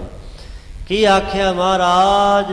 ਸਬਤ ਬਰਖ ਕੀ ਦੋਹਤਾ ਮੇਰੀ, ਲੇਹੋ ਨਾਤਾ ਗੁਰ ਕਰੋ ਨਾ ਡੇਰੀ। ਮਹਾਰਾਜ ਮੇਰੀ 7 ਸਾਲਾਂ ਦੀ ਧੀ ਹੈ ਘਰ ਵਿੱਚ। ਦੋਹਤਾ ਕਹਿੰਦੇ ਪੁੱਤਰੀ ਨੂੰ, ਧੀ ਨੂੰ, ਕੰਨਿਆ ਨੂੰ, ਤਨਜਾ ਨੂੰ। ਸੋ ਆਪ ਕਿਰਪਾ ਕਰੋ, ਬਿਨਾਂ ਡੇਰੀ ਤੋਂ ਮੇਰੀ ਧੀ ਦਾ ਨਾਤਾ ਰਿਸ਼ਤਾ ਤੁਸੀਂ ਪ੍ਰਵਾਨ ਕਰ ਲਓ, ਲੈ ਲੈਣਾ ਕਰੋ ਜੀ। ਬਾਲਕ ਤਿਲਕ ਕਰਿਓ ਤਤਕਾਲਾ, ਤਿਮਹੀ ਉਤ ਸਭ ਰਹਿਓ ਵਿਸਾਲਾ। ਤੇ ਬਾਲਕ ਨੂੰ ਫਿਰ ਤਿਲਕ ਜਿਹੜਾ ਸਗਾਈ ਦਾ ਰਿਸ਼ਤੇ ਦਾ ਤਿਲਕ ਸੀ ਨਾ, ਤਤਕਾਲਾ ਕਰਿਓ, ਤੁਰੰਤ ਹੀ ਕਰ ਦਿੱਤਾ। ਟਿੱਕਾ ਲਾ ਦਿੱਤਾ ਮੰਗਣੇ ਦਾ। ਤੇ ਤਿਵੇਂ ਹੀ ਬੜਾ ਭਾਰੀ ਉਤਸਵ ਜਿਹੜਾ ਸੀ ਉਹ ਬਰਕਰਾਰ ਰਿਹਾ। ਉਹਨਾਂ ਦੇ ਖੁਸ਼ੀ ਦੇ ਸਮਾਗਮ ਵਿੱਚ ਕੋਈ ਖੜੋਤ ਨਹੀਂ ਆਈ ਬਹੁਤੀ। ਉਹਨਾਂ ਦਾ ਉਤਸ਼ਾਹ, ਖੁਸ਼ੀ ਦਾ ਸਮਾਗਮ ਉਸੇ ਤਰ੍ਹਾਂ ਹੀ ਕਾਇਮ ਰਿਹਾ, ਬਰਕਰਾਰ ਰਿਹਾ। ਖੱਤਰੀ ਔਰ ਉਠਿਓ ਇੱਕ ਪਾਛੇ, ਸੰਗ ਗੋਤ ਨਿਜ ਕਹਿ ਕਰ ਆਛੀ। ਵੇਖਦਿਆਂ ਵੇਖਦੇ ਕਿ ਖੱਤਰੀ ਇਸ ਤੋਂ ਪਿੱਛੋਂ ਹੋਰ ਉੱਠ ਕੇ ਖਲੋ ਗਿਆ। ਉਹਨੇ ਵੀ ਆਪਣੇ ਬਾਰੇ, ਆਪਣੀ ਗੋਤ ਬਾਰੇ ਆਪਣਾ ਸਾਰਾ ਸਭ ਕੁਝ ਦੱਸਿਆ ਤੇ ਗੁਰੂ ਸਾਹਿਬ ਜੀ ਨੂੰ ਬੇਨਤੀ ਕੀਤੀ। ਤਬ ਹੀ ਦੂਜੀ ਕਰੀ ਸਗਾਈ, ਦੇਖਤ ਦੁਗਣੀ ਬੱਜੀ ਵਧਾਈ। ਗੁਰੂ ਸਾਹਿਬ ਨੇ ਆਗਿਆ ਦੇ ਦਿੱਤੀ ਉਸ ਦੂਸਰੇ ਵਿਅਕਤੀ ਨੂੰ ਵੀ, ਤੇ ਤਦੋਂ ਹੀ ਫਿਰ ਦੂਜੀ ਸਗਾਈ ਵੀ ਕਰ ਦਿੱਤੀ। ਤੇ ਵੇਖਦਿਆਂ ਵੇਖਦਿਆਂ ਕਹਿਣ ਲੱਗਾ ਦੁਗਣੀ ਬੱਜੀ ਵਧਾਈ, ਦੂਣੀ ਵਧਾਈ ਵੱਜੀ। ਵੱਜੀ ਦਾ ਅਰਥ ਦਾ ਪ੍ਰਗਟ ਹੋਈ, ਬਹੁਤ ਭਾਰੀ ਵਧਾਈ ਪ੍ਰਗਟ ਹੋਣ ਲੱਗ ਪਈ। ਵਧਾਈ ਦਾ ਅਰਥ ਹੈ ਖੁਸ਼ੀ, ਬੜੀ ਭਾਰੀ ਦੂਣੀ ਖੁਸ਼ੀ ਪ੍ਰਗਟ ਹੋਈ। ਬਹੁਤ ਚਾਅ ਉਤਸ਼ਾਹ ਸਿੱਖ ਸੰਗਤਾਂ ਦੇ ਮਨਾਂ ਦੇ ਵਿੱਚ ਉਮੜ ਪਿਆ। ਨਾਤਾ ਤੋਹੇ ਸੁਤਾ ਕੋ ਫੇਰਾ, ਚੱਲਿਓ ਉਪਾਏ ਨਹੀਂ ਕੁਛ ਮੇਰਾ। ਚੰਦੂ ਤੇਰੀ ਲੜਕੀ ਦਾ ਨਾਤਾ ਰਿਸ਼ਤਾ ਗੁਰੂ ਸਾਹਿਬ ਨੇ ਫੇਰ ਦਿੱਤਾ। ਫੇਰਾ ਦਾ ਅਰਥ ਹੁੰਦਾ ਮੋੜ ਦੇਣਾ, ਮੋੜ ਦਿੱਤਾ ਹੈ। ਮੇਰਾ ਕੋਈ ਉਪਾਅ ਨਹੀਂ ਚੱਲਿਆ, ਮੈਂ ਤਾਂ ਬਥੇਰਾ ਆਖ ਵੇਖ ਲਿਆ, ਬੇਨਤੀਆਂ ਕਰ ਲੀਆਂ, ਚੱਲਿਓ ਉਪਾਏ ਨਹੀਂ ਕੁਛ ਮੇਰਾ। ਮੇਰਾ ਕੋਈ ਦਾ ਪੇਚ, ਕੋਈ ਸਿਆਣਪ, ਕੋਈ ਅਕਲ ਨਹੀਂ ਗੁਰੂ ਸਾਹਿਬ ਦੇ ਸਾਹਮਣੇ ਚੱਲੀ। ਸੁਨ ਅਨਖਿਓ ਚੰਦੂ ਮਤਹੀਨ, ਤਪਤ ਹਿਰਦਾ ਤੂਛਨ ਦੁਖ ਭੀਨ। ਉਸ ਲਾਗੀ ਬ੍ਰਾਹਮਣ ਕੋਲੋਂ ਸੁਣਦਿਆਂ ਸਾਰ ਇਹਨਾਂ ਭਾਈ ਸਾਹਿਬ ਜਿਹੜਾ ਚੰਦੂ ਸੀ ਨਾ, ਅਣਖਿਓ ਚੰਦੂ ਮਤਹੀਨ। ਅਣਖਿਓ ਦਾ ਅਰਥ ਇੱਥੇ ਹੈ ਬੜਾ ਖਿਜਿਆ, ਖਿਜ ਵਿੱਚ ਆ ਗਿਆ, ਤਪ ਗਿਆ, ਕ੍ਰੋਧ ਦੀ ਅੱਗ ਨਾਲ ਐ ਗੁੱਸੇ ਵਿੱਚ ਤਪ ਗਿਆ, ਝੱਲਾ ਤੇ ਬੌਰਾ ਜਿਹਾ ਹੋ ਗਿਆ, ਖਿਜ ਗਿਆ, ਬੜਾ ਖਿਜਿਆ, ਮਤ ਤੋਂ ਹੀ ਨਾ ਬੁੱਧੀ ਭ੍ਰਿਸ਼ਟ ਵਾਲਾ ਚੰਦੂ। ਤਪਤ ਹਿਰਦਾ ਬੜਾ ਤਪਣ ਲੱਗ ਪਿਆ। ਤੂਸ਼ਨ ਦੁੱਖ ਭੀਨ, ਚੁੱਪ ਹੋ ਗਿਆ, ਹੁਣ ਕੋਈ ਗੱਲ ਨਹੀਂ ਆ ਰਹੀ। ਜਿਹੜਾ ਬੜੀਆਂ ਬੜਕਾ ਮਾਰਦਾ ਸੀ ਨਾ ਕਿ ਮੈਂ ਚੁਬਾਰਾ ਹਾਂ, ਹੁਣ ਭਾਈ ਸਾਹਿਬ ਕਹਿੰਦੇ ਜਿਵੇਂ ਇਹਨੂੰ ਦੰਦਨ ਪੈ ਗਈ ਹੋਵੇ। ਦੁੱਖ ਭੀਨ, ਦੁੱਖ ਦੇ ਵਿੱਚ ਐਨ ਭਿੱਜ ਗਿਆ, ਜਿਵੇਂ ਪਾਣੀ ਤਰੁੰਕਿਆ ਜਾਂਦਾ। ਇਸੇ ਤਰ੍ਹਾਂ ਦੁੱਖ ਵਿੱਚ ਗਲਤਾਨ ਹੋ ਗਿਆ ਤੇ ਮੂੰਹ ਤੋਂ ਕੋਈ ਗੱਲ ਕੁਝ ਸਮਾਂ ਨਾ ਨਿਕਲੀ, ਗਲਾ ਭਰ ਗਿਆ। ਬਾਨ ਸਮਾਨ ਬੈਨ ਦਿਜ ਕੇਰੇ, ਲੱਗੇ ਹਿਰਦੇ ਭੈ ਦੁਖਤ ਬਡੇਰੇ। ਉਸ ਪੰਡਤ ਬਾਹਮਣ ਦੇ ਜਿਹੜੇ ਬੋਲ ਸਨ ਨਾ, ਭਾਈ ਸਾਹਿਬ ਕਹਿੰਦੇ ਬਾਣ ਸਮਾਨ, ਬੈਨ ਹੁੰਦੇ ਬਚਨ, ਤੀਰਾਂ ਦੇ ਸਮਾਨ ਉਸ ਦਿਜ ਪੰਡਤ ਦੇ ਬੋਲ ਇਹਦੇ ਹਿਰਦੇ ਵਿੱਚ ਜਾ ਕੇ ਲੱਗੇ, ਇਹਦਾ ਕਾਲਜਾ ਵਿੰਨ ਗਏ। ਲੱਗੇ ਹਿਰਦੇ ਪੈ ਦੁਖਤ ਵਡੇਰੇ, ਹਿਰਦੇ 'ਚ ਜਾ ਕੇ ਲੱਗੇ ਤੇ ਜਦੋਂ ਕਾਲਜਾ ਹਿਰਦਾ ਵਿੰਨਿਆ, ਬੜਾ ਭਾਰੀ ਦੁੱਖ ਦਿੱਤਾ। ਕਹਿਤ ਭਇਓ ਪਾਂਦਾ ਸੁਨ ਲੇਹੋ, ਜਿਉ ਕਿਉ ਸਾਕ ਤਿਸੀ ਥਲ ਦੇਹੋ। ਕਾਫੀ ਸਮਾਂ ਇਹਦੇ ਕੋਲੋਂ ਬੋਲਿਆ ਹੀ ਨਹੀਂ ਗਿਆ। ਕੁਝ ਸਮੇਂ ਬਾਅਦ ਕ੍ਰੋਧ ਜਦੋਂ ਥੋੜਾ ਜਿਹਾ ਘਟਿਆ, ਪਰ ਅਜੇ ਮਰਿਆ ਨਹੀਂ, ਕਹਿਣ ਲੱਗਾ ਪਾਂਦਾ ਸੁਣ ਲਿਓ। ਪਾਂਦਾ ਪੰਡਤਾ ਸੁਣ ਲੈ ਮੇਰੀ ਗੱਲ, ਜਿਵੇਂ ਕਿਵੇਂ ਕਰਕੇ ਨਾ ਸਾਕ ਤਿਸੀ ਥਲ ਦਿਓ। ਜਿਹੜਾ ਸਾਕ ਰਿਸ਼ਤਾ ਮੇਰੀ ਧੀ ਦਾ ਉੱਥੇ ਹੀ ਹੋਣਾ ਚਾਹੀਦਾ, ਜਿਵੇਂ ਕਿਵੇਂ ਕਰ, ਪਰ ਇਹ ਨਾਤਾ, ਇਹ ਰਿਸ਼ਤਾ ਜਿੱਥੇ ਗਏ ਸੀ ਕਰਨ ਵਾਸਤੇ ਉੱਥੇ ਹੀ ਕਰਨਾ ਕਰ, ਉੱਥੇ ਹੀ ਹੋਣਾ ਚਾਹੀਦਾ ਹੈ। ਐਸੀ ਬਿਦਤ ਹੋਏ ਨਹਿ ਜਾਏ, ਹਟਿਓ ਸਾਕ ਲਾਗੀ ਮੁਰ ਆਏ। ਆ ਗੱਲ ਕਿਤੇ ਵਿਦਤ ਪ੍ਰਗਟ ਪ੍ਰਸਿੱਧ ਨਾ ਹੋ ਜਾਵੇ ਕਿ ਚੰਦੂ ਨੇ ਲਾਗੀ ਘੱਲੇ ਸੀ ਤੇ ਗੁਰੂ ਸਾਹਿਬ ਨੇ ਰਿਸ਼ਤਾ ਵਾਪਸ ਕਰ ਦਿੱਤਾ, ਨਹੀਂ ਲਿਆ। ਇਹ ਗੱਲ ਪ੍ਰਗਟ ਹੋ ਗਈ ਤੇ ਮੇਰੀ ਰਹਿ ਨਹੀਂ ਆਉਣੀ, ਮੇਰੀ ਬੜੀ ਬਦਨਾਮੀ ਹੋਵੇਗੀ, ਮੈਂ ਦੀਵਾਨ ਆ। ਇਸ ਵਾਸਤੇ ਕਿਤੇ ਆ ਗੱਲ ਕਿਸੇ ਨੂੰ ਪਤਾ ਨਾ ਲੱਗ ਜਾਵੇ, ਕਿਸੇ ਹੋਰ ਨੂੰ ਨਾ ਦੱਸੀ ਕਿ ਮੈਂ ਇਸ ਤਰ੍ਹਾਂ ਵਾਪਸ ਆ ਗਿਆ ਹਾਂ। ਹਟਿਓ ਸਾਕ ਲਾਗੀ ਮੁਰੇ ਆਏ, ਕਿਤੇ ਲੋਕ ਸੁਣ ਨਾ ਲੈਣ ਕਿ ਗੁਰੂ ਅਰਜਨ ਦੇਵ ਪਾਤਸ਼ਾਹ ਨੇ ਸਾਕ ਰਿਸ਼ਤਾ ਮੋੜ ਦਿੱਤਾ ਹੈ ਤੇ ਲਾਗੀ ਖਾਲੀ ਹੀ ਵਾਪਸ ਆ ਗਏ ਹਨ। ਜਾਂਤੇ ਤੂਰਨ ਅਬ ਚੱਲ ਜਾਵੋ, ਮੈਂ ਪੱਤਰੀ ਲਿਖ ਦਿਓ ਸਿਧਾਵੋ। ਇਸ ਵਾਸਤੇ ਤੁਰੰਤ ਹੁਣੇ ਚੱਲ ਕਰਕੇ ਜਾਓ, ਮੈਂ ਇੱਕ ਚਿੱਠੀ ਲਿਖ ਦਿੰਦਾ ਹਾਂ, ਮੇਰੀ ਉਹ ਲਿਖੀ ਹੋਈ ਚਿੱਠੀ ਲੈ ਕਰਕੇ ਤੁਸੀਂ ਵਾਪਸ ਛੇਤੀ ਦੇ ਨਾਲ ਫੇਰ ਅੰਮ੍ਰਿਤਸਰ ਪਹੁੰਚਣਾ ਕਰੋ। ਮੋਹੇ ਦੀਵਾਨ ਸ਼ਾਹ ਕੋ ਜਾਨੋ, ਭਲੀ ਬਾਤ ਨਾਤੋ ਅਬ ਮਾਨੋ। ਤੇ ਚਿੱਠੀ ਦੇ ਵਿੱਚ ਇਸਨੇ ਕੀ ਲਿਖਿਆ? ਭਾਈ ਸਾਹਿਬ ਕਹਿੰਦੇ ਕਿ ਮੈਂ ਸ਼ਾਹ ਜਹਾਂਗੀਰ ਬਾਦਸ਼ਾਹ ਦਾ ਦੀਵਾਨ ਹਾਂ। ਮੋਹੇ ਦੀਵਾਨ ਸ਼ਾਹ ਕੋ ਜਾਨੋ, ਜਾਣ ਲਵੋ ਕਿ ਮੈਂ ਬਾਦਸ਼ਾਹ ਦਾ ਦੀਵਾਨ ਹਾਂ, ਮੰਤਰੀ ਹਾਂ। ਤੇ ਭਲੀ ਬਾਤ ਨਾਤੋ ਅਪਮਨ, ਚੰਗੀ ਗੱਲ ਜੇਕਰ ਮੇਰਾ ਇਹ ਨਾਤਾ ਰਿਸ਼ਤਾ ਤੁਸੀਂ ਮੰਨ ਜਾਵੋ। ਇਮ ਡਰਾਈ ਕਰਦੀ ਜੋ ਪਾਤੀ, ਜਿਸ ਤੇ ਧਰਕ ਉਠੈ ਤਿਸ ਛਾਤੀ। ਤੇ ਇਸ ਤਰ੍ਹਾਂ ਇਹਨੇ ਸਤਿਗੁਰੂ ਪਾਤਸ਼ਾਹ ਨੂੰ ਭੈ ਦਿੰਦਿਆਂ ਹੋਇਆਂ, ਡਰਾਵਾ ਦਿੰਦਿਆਂ ਹੋਇਆਂ, ਇਮ ਡਰਾਏ ਕਰ ਦੀਜੋ ਪਾਤੀ, ਲਾਗੀ ਨੂੰ ਕਹਿ ਦਿੱਤਾ ਕਿ ਇਸ ਤਰ੍ਹਾਂ ਡਰਾ ਕਰਕੇ ਨਾ ਗੁਰੂ ਸਾਹਿਬ ਜੀ ਨੂੰ ਕਿ ਆਹ ਜਿਹੜੀ ਚਿੱਠੀ ਮੈਂ ਲਿਖੀ ਨਾ, ਇਹ ਚਿੱਠੀ ਜਾ ਕੇ ਗੁਰੂ ਅਰਜਨ ਦੇਵ ਪਾਤਸ਼ਾਹ ਨੂੰ ਫੜਾਓ। ਬਸ ਪੜ੍ਹਦਿਆਂ ਸਾਰੀ ਜਿਸ ਤੇ ਧੜਕ ਉੱਠੇ ਤਿਸ ਛਾਤੀ, ਉਹਦੀ ਛਾਤੀ ਧੜਕ ਉੱਠੇਗੀ, ਦਿਲ ਦੀ ਧੜਕਣ ਵੱਧ ਜਾਵੇਗੀ। ਉਹ ਕੀ ਜਾਣਦਾ ਸੀ ਦੁਸ਼ਟ ਚੰਦੂ ਕਿ ਤਾਂ ਤੱਤੀ ਤਵੀ ਤੇ ਬੈਠਿਆਂ ਵੀ ਹਿੱਲਣ ਵਾਲੇ ਨਹੀਂ। ਚਿੱਠੀ ਪੜ੍ਹ ਕੇ ਕਿਹਦੀ ਧੜਕਣ ਵਧਣੀ ਹੈ, ਕਿਹਦਾ ਹਿਰਦੇ 'ਚ ਹੌਲ ਉੱਠਣਾ ਤੇ ਘਬਰਾ ਪੈਣਾ, ਇਹ ਮੇਰੇ ਵਰਗੇ ਸਾਰੇ ਨਹੀਂ। ਉਹ ਗੁਰੂ ਅਰਜਨ ਦੇਵ ਪਾਤਸ਼ਾਹ ਸ਼ਾਂਤੀ ਦੇ ਪੁੰਜ ਟਿਕੇ ਹੋਏ ਹਨ। ਉਹ ਕਦੀ ਘਬਰਾਹਟ ਵਿੱਚ ਆਉਣ ਵਾਲੇ ਨੇ, ਕਿਸੇ ਦਾ ਭੈ ਮੰਨਣ ਵਾਲੇ ਨਹੀਂ। ਸੋ ਇਸ ਨੇ ਗੁਰੂ ਸਾਹਿਬ ਤੇ ਦਬਾਅ ਬਣਾਉਣ ਵਾਸਤੇ ਇਸ ਤਰ੍ਹਾਂ ਡਰਾਵਾ ਦਿੱਤਾ ਹੈ। ਹੰਕਾਰ ਭਰੇ ਮਨ ਦੇ ਨਾਲ ਬ੍ਰਾਹਮਣ ਨੂੰ ਆਖਿਆ ਹੈ ਕਿ ਆਹ ਚਿੱਠੀ ਮੇਰੀ ਜਾ ਕੇ ਦਿਓ। ਬਸ ਪੜ੍ਹਦਿਆਂ ਸਾਰ ਗੁਰੂ ਅਰਜਨ ਦੇਵ ਪਾਤਸ਼ਾਹ ਜੀ ਦੀ ਛਾਤੀ ਧੜਕ ਉੱਠੇਗੀ। ਜਿਵੇਂ ਇਸ ਨੇ ਹੋਰ ਵੀ ਗੁਰੂ ਪਾਤਸ਼ਾਹ ਮਹਾਰਾਜ ਜੀ ਨੂੰ ਡਰਾਉਣ ਵਾਸਤੇ ਉਸ ਲਾਗੀ ਦੇ ਤਾਂ ਹੀ ਕੁਛ ਕਿਹਾ ਹੈ, ਬੋਲੇ ਹਨ ਕਿ ਜੇਕਰ ਰਿਸ਼ਤਾ ਨਾ ਲਿਆ ਤੇ ਫਿਰ ਮੇਰੇ ਤੋਂ ਬੁਰਾ ਤੁਹਾਡੇ ਵਾਸਤੇ ਕੋਈ ਨਹੀਂ ਹੋਵੇਗਾ। ਸੋ ਇਸ ਤਰ੍ਹਾਂ ਦੀ ਕੋਝੀ ਚਾਲ, ਭੈੜੀ ਚਾਲ ਇਹਨੇ ਫਿਰ ਚੱਲੀ ਹੈ। ਭਾਈ ਸਾਹਿਬ ਜੀ ਅੱਗੇ ਸੁਣਾਉਣਗੇ। ਇੱਥੋਂ ਤੱਕ ਵਿਚਾਰ ਕਰਦਿਆਂ ਹੋਈਆਂ ਸਮੂਹ ਪ੍ਰਕਾਰ ਦੀਆਂ ਬੇਅੰਤ ਭੁੱਲਾਂ ਚੁੱਕਾਂ ਦੀ ਮਾਫੀ ਸਤਿਗੁਰੂ ਜੀ, ਗੁਰੂ ਕੀ ਸੰਗਤ ਬਖਸ਼ਨਹਾਰ ਜੀ ਬਖਸ਼ ਲੈਣਾ। ਅੱਗੇ ਵਾਸਤੇ ਸਮਤ ਬਖਸ਼ਣੀ। ਅੰਤਲੀਆਂ ਪੰਕਤੀਆਂ ਪੜ੍ਹ ਕਰਕੇ ਵਾਹਿਗੁਰੂ ਗੁਰਮੰਤਰ ਦਾ ਜਾਪ ਕਰਦਿਆਂ ਸਮਾਪਤੀ ਹੈ ਜੀ। ਮੋਹੇ ਦੀਵਾਨ ਸ਼ਾਹ ਕੋ ਜਾਨੋ, ਭਲੀ ਬਾਤ ਨਾਤੋ ਅਬ ਮਾਨੋ। ਇਮ ਡਰਾਏ ਕਰ ਦੀਜੋ ਪਾਤੀ, ਜਿਸ ਤੇ ਧਰਕ ਉਠੈ ਤਿਸ ਛਾਤੀ। ਵਾਹਿਗੁਰੂ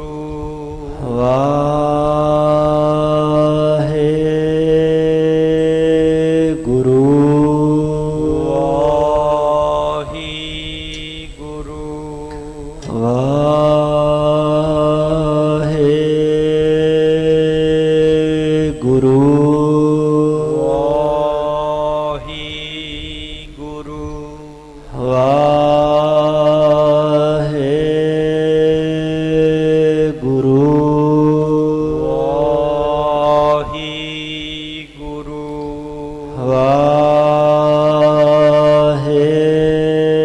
ਵਾਹਿਗੁਰੂ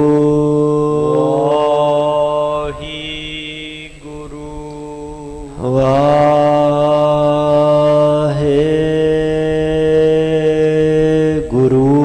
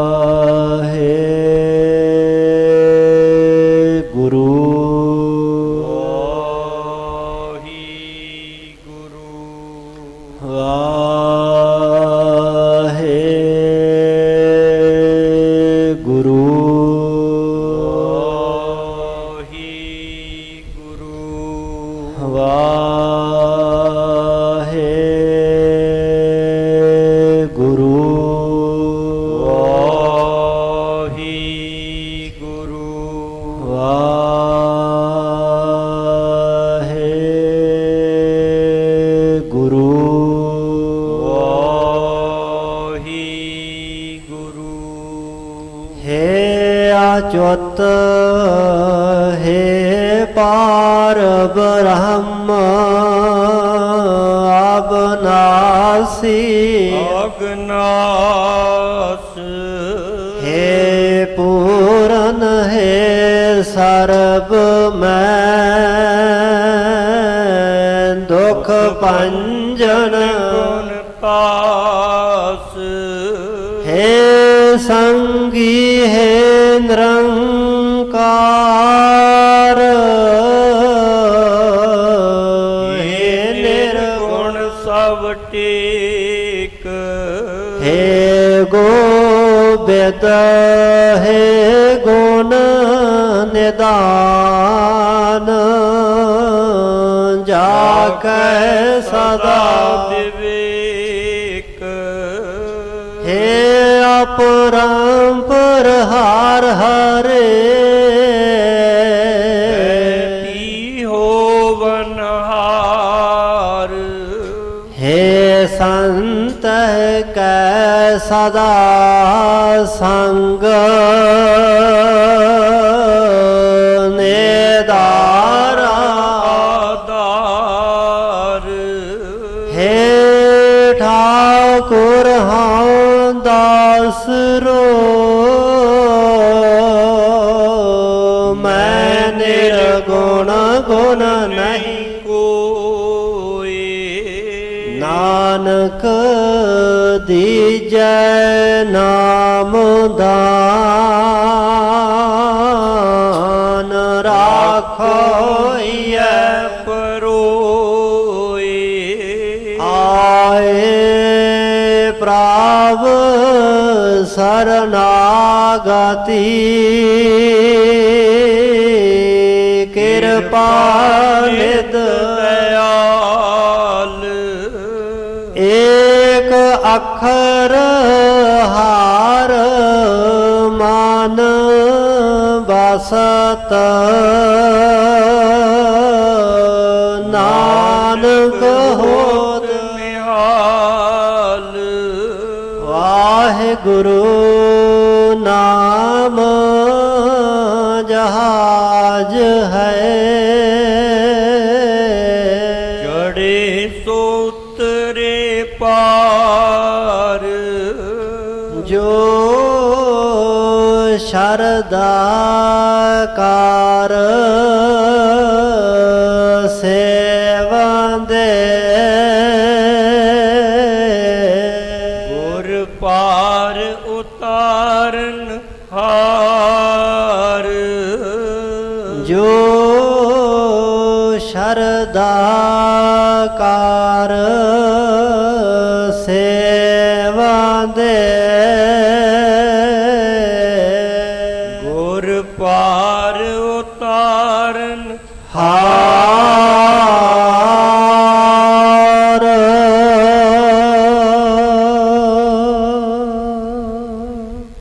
ਵਾਹਿਗੁਰੂ ਜੀ ਕਾ ਖਾਲਸਾ ਵਾਹਿਗੁਰੂ ਜੀ ਕੀ ਫਤਿਹ।